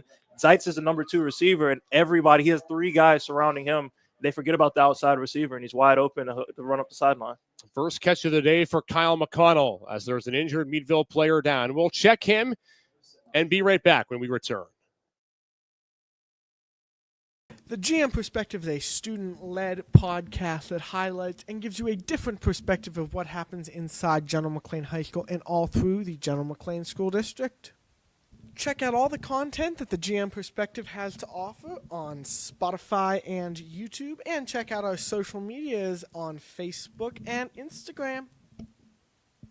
Tune in this week as we sit down with cast from Mamma Mia, the musical coming to 6:31 left to go in this second half, third quarter. With GM driving, first down and 10, long pass play from Isaac Zeitz to Kyle McConnell, keeping the drive rolling. And they go back to the air on first and goal. Zeitz was looking for Caden Hollier. Looked like it might have been deflected off his arm, second down. Yeah, a little RPO, kind of like a pop pass type dump off to your tight end. Just a little hot from Isaac Zeitz, just a little bit too much on it and overshot him a little bit. Lancer's back in the red zone. It has been the Teague Burger show today. He has all 3 Lancer touchdowns, who have put the ball in the end zone on offense just twice today. On second down, it is Burger and dives his way for about 3. Third down upcoming for GM. And now the question is this 4-down territory for the Lancers? You know, you've struggled a little bit, not even just in this game, but over the course of the season, making extra points. You do have a capable kicker who can kick some field goals for you, but it just kind of feels like you want to go for the dagger right here. Get in the end zone and really put this game out of reach. Might want to keep an eye out for a guy like Jaron Corwin on this play. The big tight end, you see him lined up in the slot. Jacob Zeitz opposite him on the left-hand side. Third down and 8 for GM. With an empty set, Zeitz stepping up, takes off and takes a big hit. Ryan Fabian chased him down. Crowd wants a flag, none provided. And Meadville gets a third down stop. It's 4th and 7 for GM. I feel like that call was made with 4th down in mind. I feel like Coach McCormick already knew he was going for it on 4th. Try to call a QB draw just to pick up some yards and make it a little bit easier on yourselves. But to Meadville's credit, a great play by their middle linebacker. Lancers with a 5-wide formation again on 4th down. They can get a first down without scoring a touchdown. Looking to add to their 3-score lead. Zeitz looking for his brother in the corner. Jacob too far. He had Jacob Zeitz open and just overthrew him.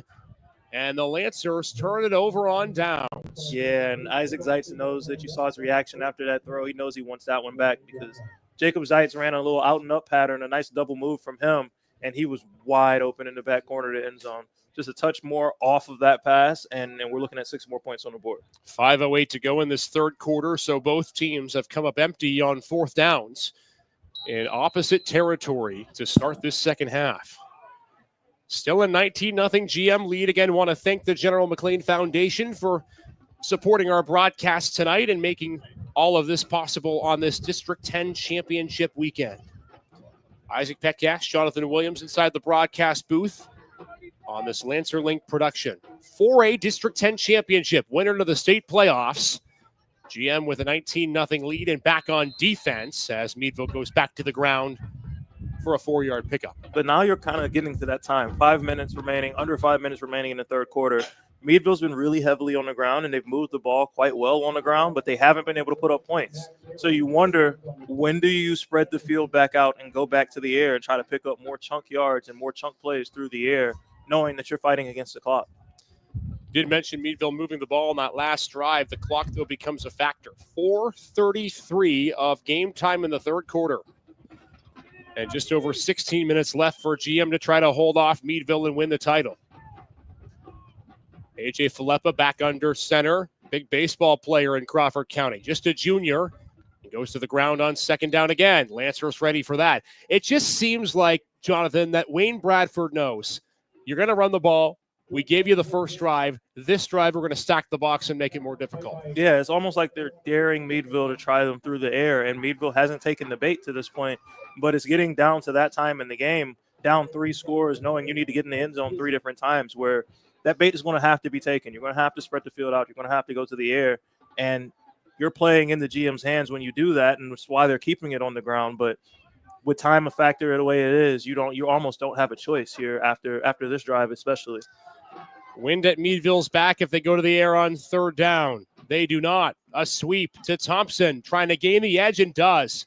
Jacoby Thompson, a 1st down run to the far sideline. And again, Meadville beats the edge defender that was trying to make the contain play. Yeah, it's one of those assignment type plays, and it's tough because you're engaging a block out there, and also you have somebody running full speed trying to get outside of you. So you have to have your left arm on the block, your right arm free. It's a tough thing to do, but that's your job. That's your assignment. And when it doesn't happen and when that job doesn't get done, you see big gains like this off the edge. Tough to play defense, man. Don't know how you did it for so long through your high school and collegiate career and soon your pro career back in South Carolina. A little cooler here tonight on this Friday night. Way cooler. First really cooler night, you could say, in the month of November as we get a whistle and a timeout spent by Meadville. With GM up 19-0 here in this 3rd quarter of play, 3:30 left to go. You know, Jonathan, as we look forward through the rest of this game, you talked about Meadville. At some point, you expect if you're GM, they're going to go a little bit more up-tempo. Lancer's secondary really hasn't had to be tested so far in this game. So even though Jacob Zeitz maybe hasn't scored a touchdown offensively, his defensive play back there at the safety position is going to be huge. Yeah, between him and Logan Squires, there have been 2, maybe 3 shots taken downfield all game, and they've been all over all 3 of them. So it's not something that they've been stressed very heavily by to this point in the game, but you gotta figure those guys are going to be tested getting late into this game, especially this late into this Meadville drive. And if Meadville touches the ball again, those guys are going to be tested vertically, and it's going to be on them to make a couple plays and go ahead and put this game away. Lancers feeling on the cusp of a District 10 championship. As we've mentioned, 2006, the last one that resulted in that state title. Here comes a running play on 1st down. Thompson gets the call, and GM strung him out there. Mason Sayers threw him down to the turf. No gain. Yeah, GM's defense rallying right there. It just feels like they're content to allow Meadville to run the football. You might pop a decent run every couple of plays, but they know you are not going to get back into this game strictly on the ground. So they're just it's kind of like a bend, don't break mentality on defense. We're going to make our plays. You're going to make yours, but as long as we keep you out of the end zone, we're fine. Lancer defense this season has had a lot of great moments. Last 2 games, not necessarily so. Looking to get it back tonight, and they've done so far. Filippa to the air, being chased. There's going to be a holding call in the backfield as Filippa fires incomplete. But if not for a obvious hold, GM likely would have had a sack. Yeah, you expected Meadville to go to the air. I question going to the air out of your triple option set and running a play action play. It's one of those plays that takes a really long time to develop. You're rolling out, and you have to wait for routes to develop. And it's really tough on your offensive linemen and then those running backs that you have in blocking for you to hold those blocks up long enough for you to have something set up. Lancers will take the holding penalty. And so 1st and 10 or 2nd and 10 becomes 2nd and 20. It just goes to show if you're Marshall McCormick, more so time, I think, here is the factor. You believe you can hold Meadville on 3rd and 10, but more so it's making sure that you force the Bulldogs with 2:40 to go in the 3rd to drive the whole field. Yeah, having to go to length of the field in a game like this, as you see them come out and go spread like we've been talking about, it's tough, and you're going to have to do what they're doing right now to have a shot. Thompson going to air it out down the field into coverage and too far. Trying to hit Amari Grenaway, whose name we sparingly have called tonight, and threw it about 10 yards over his head. 3rd down. Yeah, and there goes number 7 in coverage again, Logan Squires. And he's been the guy that they've been going at when they have going through the air and when they have tried him over the top. But he's been on his game tonight, especially in pass coverage. Big credit to GM secondary. We've talked a lot about the defensive line trying to get pressure, but we have not called Amari Grenaway's name much tonight. We figured that would be a key player for Meadville if the Bulldogs were going to win tonight. He's just been targeted twice. Yeah, he was kind of the guy that we were looking at to have a really big impact on this game. But to GM's credit, they've kept him in check. They haven't been able to go to him much because he hasn't been open on the plays where they have passed the football, and they've been bottling him up in the run game decently well. So that's all to GM's credit. They must have keyed in on him this week as well. So here comes 4th down and 15 after a 5-yard run from Jacoby Thompson. And now if you're Ray Collins, 2:12 to go in the third quarter. We'll see the decision here, but not lots of time left. And it looks like Meadville's going to punt this ball away. GM does have a special teams touchdown. Of course, that kick return to start the game by Teague Berger. Looking for a big play to potentially put this one out of reach. Thompson, it's blocked. There's said big play. P.J. Mitchell coming straight up the gut to knock it down. A flag is down, but a huge block from Mitchell. And for now, General McLane set up big. Yeah, you try to do the smart thing there, punt the football, and just play the field position game a little bit. But great play by P.J. Mitchell, and it was a couple of red jerseys back there that could have blocked it. Check the flag. And it is going to go against Meadville. Coach McCormick giving P.J. Mitchell his flowers and with good regard. And the Lancers are set up at the 20 after the block punt. 2 big special teams plays today, Jonathan. Yeah, they are winning this game on all phases. Their defense is playing well, obviously pitching a shutout to this point in the game. They've been able to run the ball really well offensively. And then, of course, in GM Lancer fashion, the big play happens through the air, and they get a couple deep balls connected. But also, special teams has been huge, opening the game with a kick return touchdown, the block punt just now to set up your offense to score. They've been winning, and they've been dominating this game in every phase. 20 yards from a 4-score lead. After the block punt, back to work goes Isaac Zeitz. Teague Berger in motion. He's got 3 scores today. Gets the call on first down and cuts near the 10. Gets him 6 yards after being brought down by a couple of white jerseys. Here comes second down. Third quarter almost expired. 1.5 minutes left to go, and GM will go back to the line. Coach McCormick has so many interesting formations and interesting ways to get his guys to football. There, Berger starting out in the slot, motioning back to running back to run a little bit of a counter action play. Empty set on second down. Now Berger comes in motion and a whistle. And we'll check a timeout, General McLane. So both teams have now used a timeout. Keep it here on our Lancer Link production. Again, special thanks to the General McLane Foundation for us tonight. Jonathan, if you're GM, and I laugh because it's an up-tempo offense, right? They want to run the football quickly, get up to the line. If you're Marshall McCormick, at what point do you try to see if you slow things down and take some time off the clock? After you get in the end zone on this drive, you're really close to you're at the 15-yard line going in, or you're at the 11-yard line going in. So there's not much clock you can run right now. Obviously, go punch this one in. Next time you touch the ball, it's you click. What is it now? L1 and turn on 2 clock. You run the clock. You run the play clock down to the 1 second mark before you snap the ball. You're running the football the rest of the game, and you're just trying to see seconds tick off that clock so you can get out of here. Better you than me to know L1. All I know is the spin move, and that doesn't really work that well. I digress. Out of the timeout, second down and 5. Lancers can get a first down without scoring. Heavy set in the pistol. On second down, it's Berger. Cutting back inside and off tacklers. He's close to a first down. Give him 3, and now it's 3rd and 2 as the third quarter clock close to expiring, a minute left. Yeah, we haven't seen much of Berger outside of the kick return in the open field. He's been working a lot between the tackles, but some pretty shifty cuts, some pretty shifty moves right there to evade a couple guys. Cut outside, cut back inside, get vertical, and get a couple yards. Isaac Zeitz does not have a touchdown pass tonight. 33 he had in the regular season. On 3rd and 2 to the corner. Can't get his man. He was looking for Berger just out of his hands. And it was Landon Carter in coverage. Here comes 4th down. It's another interesting decision coming up here for Coach McCormick, but looks like he's going to keep his offense on the field. At this point, like I said last drive, go on ahead, go for the dagger, try to end this game, go up 4 scores, and make it really hard on this Meadville team to have a chance to come back.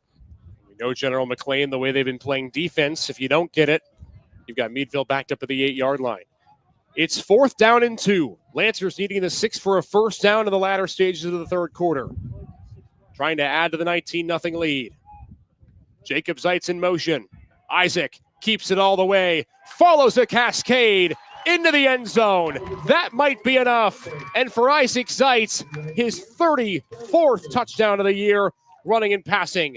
And GM's on their way late in the third. I mean, if you told me we'd be going into the fourth quarter, 28 seconds left in the third, GM would have a 4-score lead and Isaac Zeitz hadn't thrown a touchdown pass in this game, I would have looked at you and told you that you were crazy. However, he finds a way to get in the box anyways. You know, this kid, he's more than his arm. And that's something that I think is slept on of Isaac Zeitz.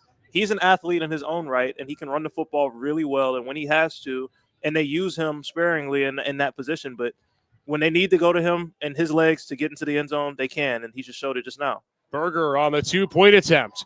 Cutting back. What a play. Teague Berger. Have a day, my friend. Took on 4 defenders, and it wasn't enough. And Teague Berger continuing to run rampant over this Meadville Bulldog team. Teague Berger, welcome to your coming out party.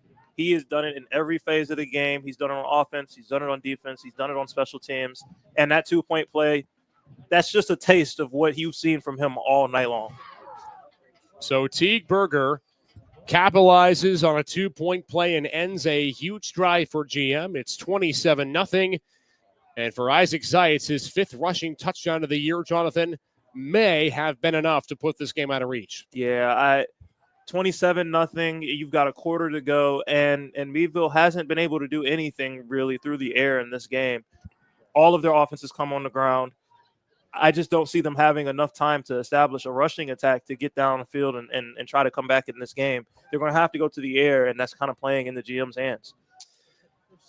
We know Coach Marshall McCormick doesn't like to think ahead, and certainly he's not thinking that way now. But we just talked about it a moment ago, Jonathan. We know the passing game from GM is there. We've seen it, right? But I think the big question coming into this game, if you factor in the last 3 games they've played, can the running game be complementary to Isaac Zeitz's ability to throw? And we have seen that question answered in spades today. Kick return to the 25, 23.7 to go. You got to feel good if you're Coach McCormick if they end up holding on to this game and winning, because you can trust Teague Berger in that running game in the state playoffs. Yeah, it just gives you an added dimension for whoever you match up against in the state playoffs. It gives them something else they have to worry about. You've been a decent running football team all year, 17 touchdowns, I think it was, on the ground coming into this game. So it hasn't been like you haven't been able to run the football. But when you come up with a performance and the opposing coaches get to watch the film and they see you light it up for 3 touchdowns on the ground and put this team away, you're pitching a shutout right now defensively. It gives opposing coaches a lot more things to worry about than just double covering Jacob Zeitz and making sure Isaac doesn't beat you with his arm. Maybe the final play of the third quarter for Meadville back on offense. Jacoby Thompson looking to air it out. Giving chase is P.J. Mitchell. He tracks him down. P.J. Mitchell, Keaton Williams combining for the sack. And the Lancer defense continues to bend and not break. That's a coverage sack if I've ever seen one. Rolling out to his left, right-handed quarterback. That's already a tough throw to make to any throw that he has an option there. But everybody's blanketed in coverage. There's nowhere to go with the football, and he has no choice but to either throw the ball away and take the sack. And Williams was able to get there and make the play before he had an opportunity to throw it away. We head to the fourth. Lancers 12 minutes away from a district championship, up 27-0 on Meadville. The GM Perspective is a student-led podcast that highlights and gives you a different perspective of what happens inside General McLane High School and all through the General McLane School District. Check out all the content that the GM Perspective has to offer on Spotify and YouTube, and check out our social medias on Facebook and Instagram. Tune in this week as we sit down with cast from Mamma Mia, the musical coming to General McLane High School on Millennium Sound Productions is a proud sponsor of General McLane football. 25 years of service, Millennium Sound Production is located at 12110 Edinburgh Road with 10 DJs on staff, photo booths, videography, and production services. Millennium Sound Productions is the largest entertainment company in Northwest PA that provides service for weddings, private parties, fundraisers, and To the fourth we go, 27-0. General McLane on the cusp of a District 10 championship, leading Meadville 27-0 for the 4A title. But still some game left to be played. And it's Jordan Lawrence on a sweep. Gets back to the original line of scrimmage. Here comes third down. This is still like I'm very interested and intrigued is the right word. I'm very intrigued by the offensive game plan here. There's no way I would be keeping the ball on the ground to this point in the game. You're now into the fourth quarter, down 4 scores. If you want to have a chance to get back into this game, you have to throw the football. It's third down 9. We'll see what Wayne Bradford brings on defense. Thompson to throw. A 3-man rush. Gonna air it out down the field and in and out of the hands of his intended receiver. He was looking for Grunaway, who had a shot to catch it and couldn't come up with a rock. Honestly, he could have been looking for Grunaway. He could have been looking for Phillips. There were a couple guys in the area, and I can't confidently say I know which one he was looking for. The pass seemed to kind of slip coming out of his hand a little bit, and it wasn't as accurate of a throw. But Grunaway did a good job of coming back to the football on an underthrown ball and putting himself in position to make the catch. Just couldn't hold on. It's fourth down and 9 for Meadville, and at this point, 4-down territory seems like a must. But the Bulldogs will punt, and GM set to get the ball back up 27-0. Blocked a punt on the last punt from Meadville, not here. And fair catch is called for and made at the 45 with a whistle and a marker down on the Meadville sideline.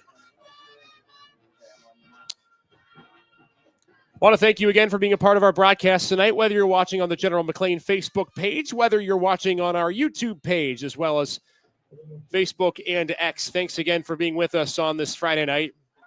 Beautiful night for football. Isaac Petcash, Jonathan Williams, the 4A championship game, General McLane in Meadville. Lancers trying to win their first D10 title since 2006 and look on their way. For a team that came into the year, Jonathan, I remember talking to Coach McCormick before the season started and, never wants to say anything for granted, but had a feeling that this was the team that had a real shot to go far because of the talent that they had. They're not a huge team. Don't get me wrong. Jared Corwin's really the biggest guy on the squad. But, man, can they make assignments count when necessary, and can they run to the football quickly? The one thing I've been able to peg about this team since I first watched them play is they just play really hard. They're one of those teams that they might not scare you physically, but they play hard-nosed football. All of those kids do their assignment, and they do their assignment 110% in full speed. And when you have an entire team that's bought into your system and bought into your scheme, and they play that hard for you, good things happen. Teague Berger, another carry. He's had a great night. 3 touchdowns and a 5-yard gain there. Been a huge part of this Lancer offense and a huge part of their offense all season long. One of the seniors on this team, they don't have a lot, this General McLane. But in positions that matter, they are a veteran-dominated squad. Isaac and Jacob Zeitz, the 2 big leaders on offense. This is where you start to see them slow it down a little bit and a little bit more of that chew clock I was talking about, snapping the ball at 10 seconds left on the play clock, which is virtually unheard of for this GM team. Cohen Beachley comes off the bench, gains 7 on 2nd down and 5.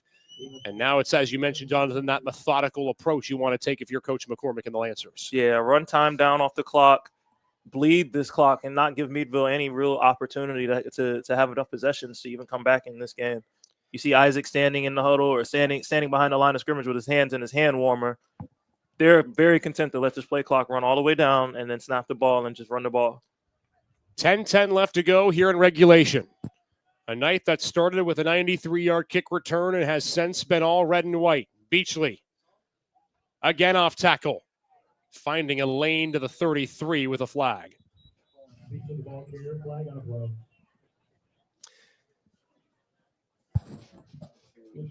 Second game of the year for General McLane here at Carmenito Field. Fog is a hold against GM.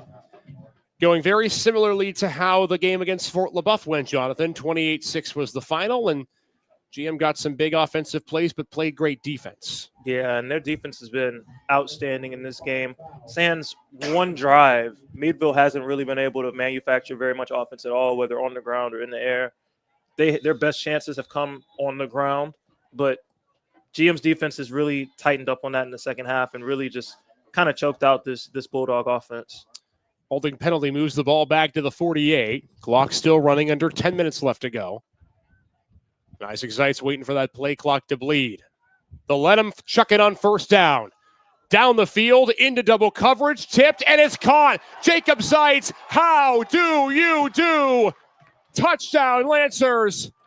It's ZZ Top in the most unfathomable of ways. The cherry on top of a dominant performance tonight. And that right there lets you know how this night has been going for GM. There is no reason why Isaac Zeitz should have thrown that football into triple coverage. The ball bounced off the hands and helmet of a Meadville Bulldog and into the hands of Jacob Zeitz. It's been that kind of night for GM. They have everything going for them. And if you thought you were going to get out of here with an Isaac Zeitz passing touchdown and a Jacob Zeitz receiving touchdown, you thought wrong. It is the 15th time that Isaac and Jacob Zeitz have connected for touchdowns. The 34th passing touchdown of the year for Isaac. And the extra point is up and good. 34-0 is the score. The first passing touchdown of the night on an unfathomable play that finds the end zone. But that's been GM's luck. As they've played well tonight, they get a good bounce. Yeah, man. It's one of those things where you look down the field and you say, Jacob's down there somewhere. And you just throw it up, triple coverage, like we've said and like I've been saying all game, double coverage, single coverage, triple coverage. It doesn't seem to matter when number 2 is on the field. If you just give him a chance to go make a play, 9 times out of 10, he's going to come down and make one. And all but may put the game out of reach at this point with 9:33 left to go. You see the scoreboard. All GM tonight. The side that normally is reserved for rival Fort LaBeouf, donning a 34 for GM. They scored 35 against Meadville in the first matchup back on October 10th. That was a Thursday night game at GM. And Jonathan, you and I were there on the sideline covering the game. We said at that point that GM played well, but not to their full potential. We wanted to see what else they had in the tank. They've showed it tonight. Yeah, they have left no doubt in this outcome and in this performance. Their defense has played well and stood on their heads. Offensively, they've ran the football, probably one of their better rushing performances single game of the entire season. And then they cap it off with what is a crazy touchdown pass from Isaac to Jacob Zeitz, just once again showing off that connection for the rest of District 10 to watch and marvel about. This GM team has been rolling. They have far exceeded expectations from what their last matchup with this Meadville squad was, and they have dominated this game in every phase. A feel-good moment for head coach Marshall McCormick. Came to GM 3 years ago and wanted to revamp and revitalize the structure and the way that the team played offensively. Of course, traditionally a wing T offense GM had played. Marshall wanting to potentially modernize the offense in his words a little bit, and has, in the 3 years he's been here, done that and more, as Braden Miller loses a yard.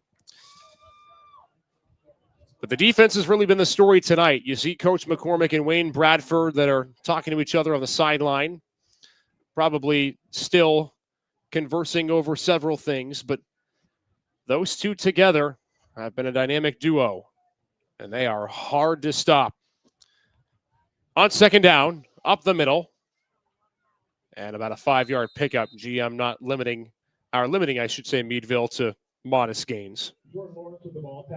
Yeah, it just kind of seems like to this point Meadville might have waved a white flag a little bit. They're kind of content to just go ahead and run this football and get out of here. Minimal injuries.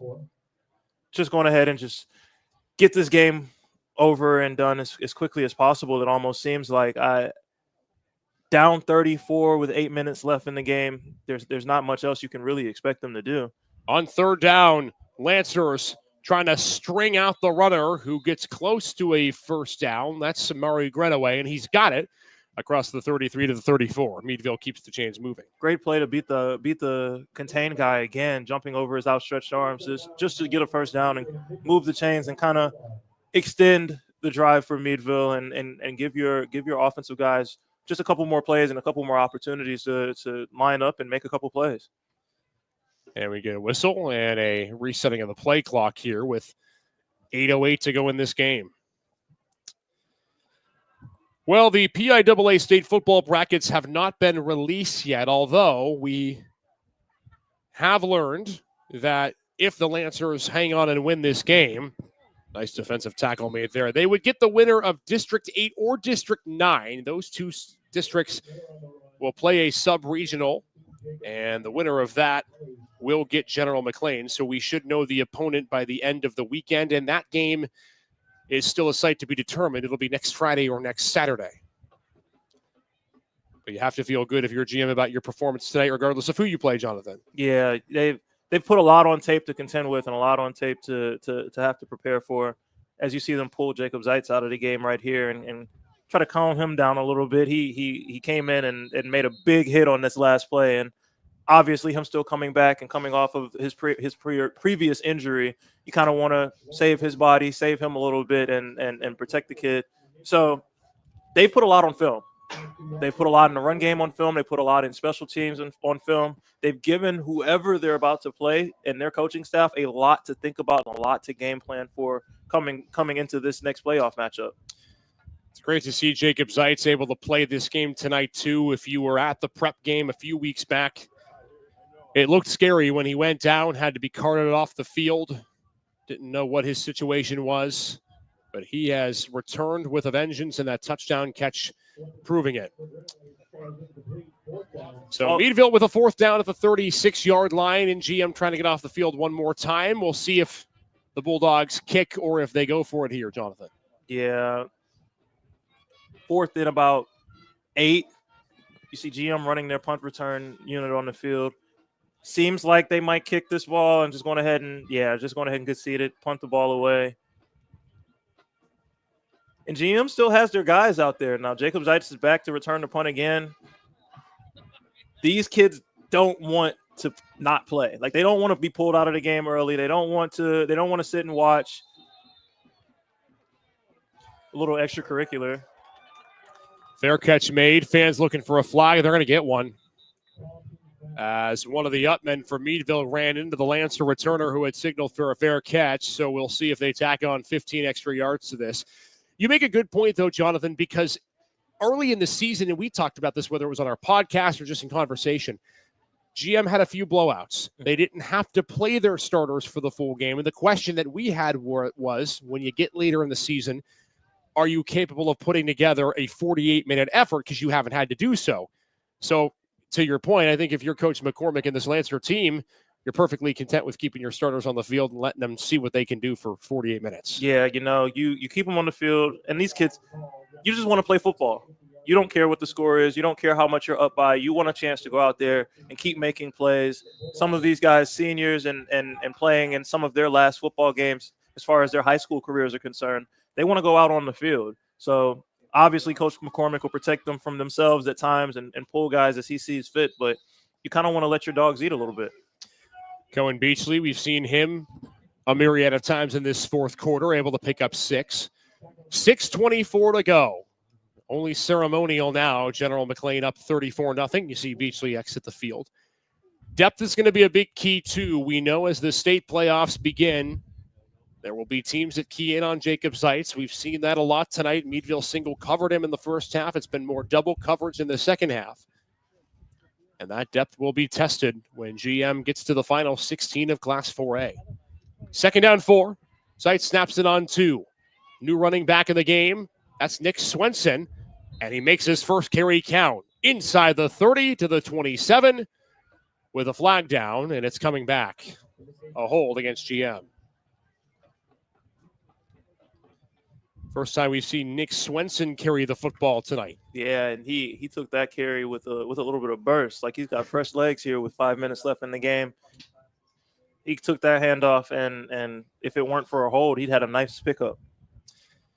Nick Swenson will be part of the junior class this year that will have to try to replicate next season and what this senior class has helped to do this year. Of course, not thinking about that right now. Think about last year and what this General McLane team was. Ended up getting into the District 10 playoffs with a couple of big wins late. Lost in the first round to Hickory. And you just figured and thought and believed that Coach McCormick knew the team was just a year away. Of course, led last year by Magnus Lloyd in that big rushing attack. But the personnel this year has allowed Coach McCormick to open up the playbook as Swenson picks up 6. Yeah, he's got a lot of playmakers all over the field. And we spent a lot of time talking about Jacob Zeitz and Isaac Zeitz. But as you've seen tonight, you've had a couple of guys that are also very capable of stepping up and turning in big performances. Probably your performer of the night is Teague Berger in all phases, offense, special teams, and defense. Balling out of control, it seems like, and really having a good game. But you've got your Jared Corrins, you've got your Caden Holliers, you've got your Jackson Kaisers. Like, you have a lot of different weapons on this team. Your Nick Swensons, when he comes into the game and provides you a spark running the football. A lot of different guys that can touch the ball and can affect the game in a positive way. And it's wonderful to have if you're a coach like Coach McCormick, because you can go so many different places and you could do so many different things offensively. We'll step aside, be back. Lancers putting the finishing touches on this District 10 championship. Sound Productions is a proud sponsor of General McLane football. 25 years of service, Millennium Sound Productions is located at 12110 Edinburgh Road with 10 DJs on staff, photo booths, videography, and production services. Millennium Sound Productions is the largest entertainment company in Northwest PA that provides service for weddings, private parties, fundraisers, and school dances, along with videography services for weddings, school productions, and sporting events. Check out Millennium Sound Productions online at www.msdjs.com. Meadville player able to walk off the field under his own power. 34-0. Latter stages, fourth quarter. Isaac Petcash, Jonathan Williams inside the broadcast booth on what's turned out to be a great night for the Lancer community. Trying to finish out a District 10 championship win. They have not seen that in 18 years for football. Great crowd as well. I want to shout out the crowd, the Red Sea, the student section just below us to our right from Fort LaBeouf. It was full to start this game. Some fans have braved the cold long enough. They know the result is not in doubt. Get a chance to get warm, maybe some hot chocolate on this Friday night, knowing they'll get to see their team play one more time.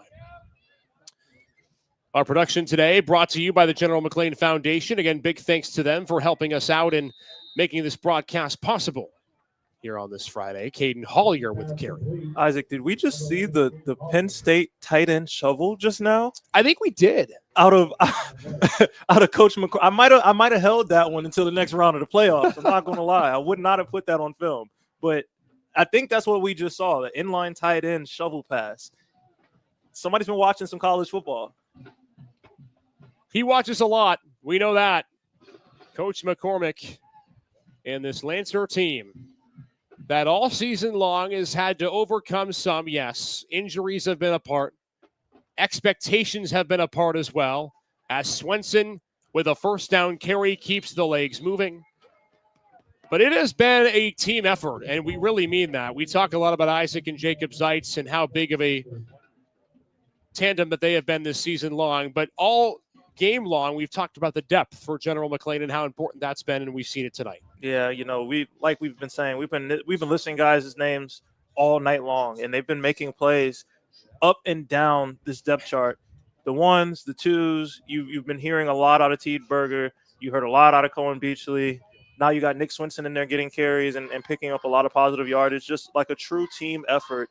And they're kind of showing you got to worry about a little bit of everybody on this GM roster. Isaac and Jacob have exited the game, getting some hugs on the bench. We'll see if we can show that and just some of the celebration that you're starting to see on the Lancer bench. What a year. And for those two, Isaac and Jacob, a lot of expectation. We knew that. They knew that coming into the year. And they have exceeded that expectation and more.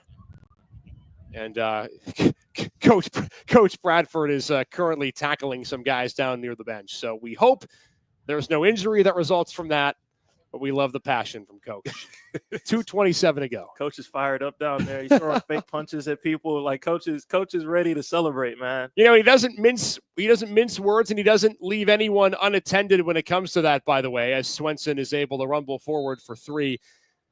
It's a passionate group of coaches. They knew coming into this year the team that they had. They knew that at some point they would have to get through a couple of big hurdles, but tonight has not been an issue with the hurdles. They have been all clear tonight. And that's one thing that I've noticed about this coaching staff from watching them play a couple times this season. This coaching staff is really in tune with each other. They really actually love coaching with each other. They get into it. They bicker. They argue during the games. They go back and forth, and then they all come together and hug each other and shake each other's hands and love each other up every time a big play happens. Like, this coaching staff feels like a family, and that translates to your entire football program. A loss on 3rd down with 90 seconds left to play. And Isaac Zeitz will trot back onto the field one more time to kick it away. Celebration starts to be on for this GM team, who are putting the finishing touches on what will be a shutout here in the D10 title game. We asked ourselves the question coming into tonight, how this game would look like compared to the regular season matchup. And it's been similar in one way and not in another. GM scored 35 in the regular season, Jonathan. They've got 34 tonight. Only difference, the defense has allowed nothing. And, you know, if you go back to that first matchup, they gave up some gimmies on defense. They gave up a couple busted, broken plays as far as through the air. Some plays that made Coach Bradford very frustrated when he went back and watched the film, and he told us that when he would come on our podcast. They haven't given up anything big this game. They haven't let anybody get behind them. They haven't given up explosive plays, and that's the reason why they've been pitching a shutout this far. Isaac Zeitz to punt on 4th down. Little pooch kick. Might have to get some practice in on that. That's about the only thing he needs practice for this week is the punting game, but not a big deal with 80 seconds to go. As we said, Lancers next week will get the winner of District 8 and District 9 in that sub-regional. We will figure out who that opponent is by the time the weekend ends, and we will know the time and the location for that game. Stay tuned. Looking to do a little bit more with Lancer Link as we move through the playoffs, but one way or another, we are appreciative and grateful for this General McLane Foundation and for the school district that has made this broadcast possible, from everybody that's made this happen. Superintendent Dr. Matt Lang, Principal Dan Menno, our technical director today, Ty Stuyvesant. Big hand to Casey Ramey, senior at GM, who has been the tech wizard and aficionado for all things for the GM Perspective podcast, which make sure you check that out. His technical abilities have been great tonight. We had a couple of technical issues before the broadcast. You wouldn't know it based on what he was able to do. And if you don't know his name, you will soon. He'll be more than big in this industry in the next few years. Also, our thanks to Mark Iser at Millennium Sound for assisting us with the camera production and making sure that everything ran smoothly from the video side of things. We're just the lucky ones, Jonathan and I, who get to come in here into a warm-ish press box tonight and call this game. Jordan Lawrence up the middle on 1st down and 10, gets to the 40 with 70 seconds left to go in this game. And there is the man that has been the architect of this Lancer retooled program, a program that changed up a lot when he took over the team 3 years ago. The offense looking different. The defense has been a little more aggressive and about to deliver the Lancers' first District 10 championship in almost 2 decades. I wonder, I keep watching the sideline, trying to keep an eye on a Gatorade cooler or anything. I don't know if they're going to do it, but this would be a fitting way to cap it off. Might be a little cold for that. But I don't think he'd mind it tonight. Timeout called by GM, and you wonder if now the seniors will get a chance to come on the field, those who have not played tonight, and get maybe one snap before this game ends with 34 seconds to go. Just a great overall moment for this program, for this community, capturing their first D10 title in a long time. a great story all around this season. Everyone in this Edinboro community remembers 2006. That entire year, to be exact. The first team ever in PIAA history to win both the football and basketball state championships in the same year. It was largely the same players, and it will be the same thing in basketball this year. Back then, it was Drew Astorino, Bob Stauffer, the likes, so many players who helped with the football team win the state championship. And you still remember the moment, if you're an Edinboro native, of Drew Astorino scoring that go-ahead touchdown with just a few minutes left to go, and hitting that game-winning shot against Greencastle Atrium in the final from Penn State University just a few months later. That was 18 years ago. Hard to believe it's been that long. But sometimes good things come to those who wait. No more true than tonight. 20 seconds to go. Meadville will try to take one final snap before this one comes to an end. Up the middle, a 6-yard gain, and it puts the final touches on this one. It hasn't happened in 18 years, but good things come to those who wait. The General McLane Lancers are your 2024 District 10 4A champions. And the celebration tonight in Edinboro is on.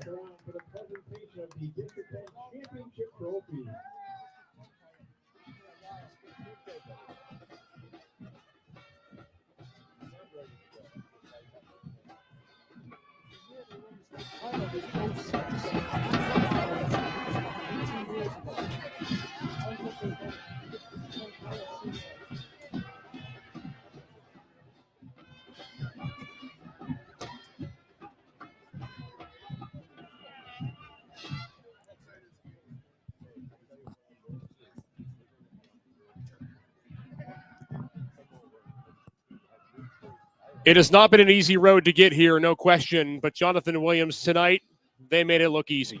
Yeah, they did it in every phase of the game. Kick, return, touchdowns, block, punt, running the football, short passing game to move the chains, a deep bomb to go on ahead and cap it off, and their defense stood on their heads for the entire game, pitching a shutout in a D10 championship.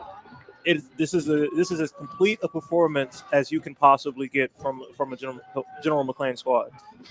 34-0 your final score. They pitch a shutout, and in 2 games at Carmen Benito Field, they have allowed a total of 6 points. And a feel-good win for GM in so many ways. The story and the history behind it, but the most important thing, the fact of the matter, that they got it done with defense and the running game, which were the 2 things that they had questioned coming into this one. Yeah, if there were questions about any phase of this GM team and how well they play outside of offense, those questions have been put to bed tonight. This is a complete football team. You're going to have to worry about every weapon that they have on this roster on both sides of the ball, and they are equipped to make a deep run in this year's state playoffs. One of the final 16 teams in Class 4A. They have a game next week. That will matter a lot. Right now, it doesn't matter much. They'll present the District 10 Championship trophy. Isaac and Jacob Zeitz will be the ones likely to receive it. What a game for GM and what a win. And a trophy to go with it.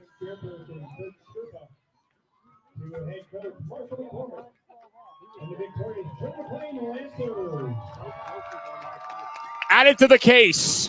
18 years in the making. Champions again.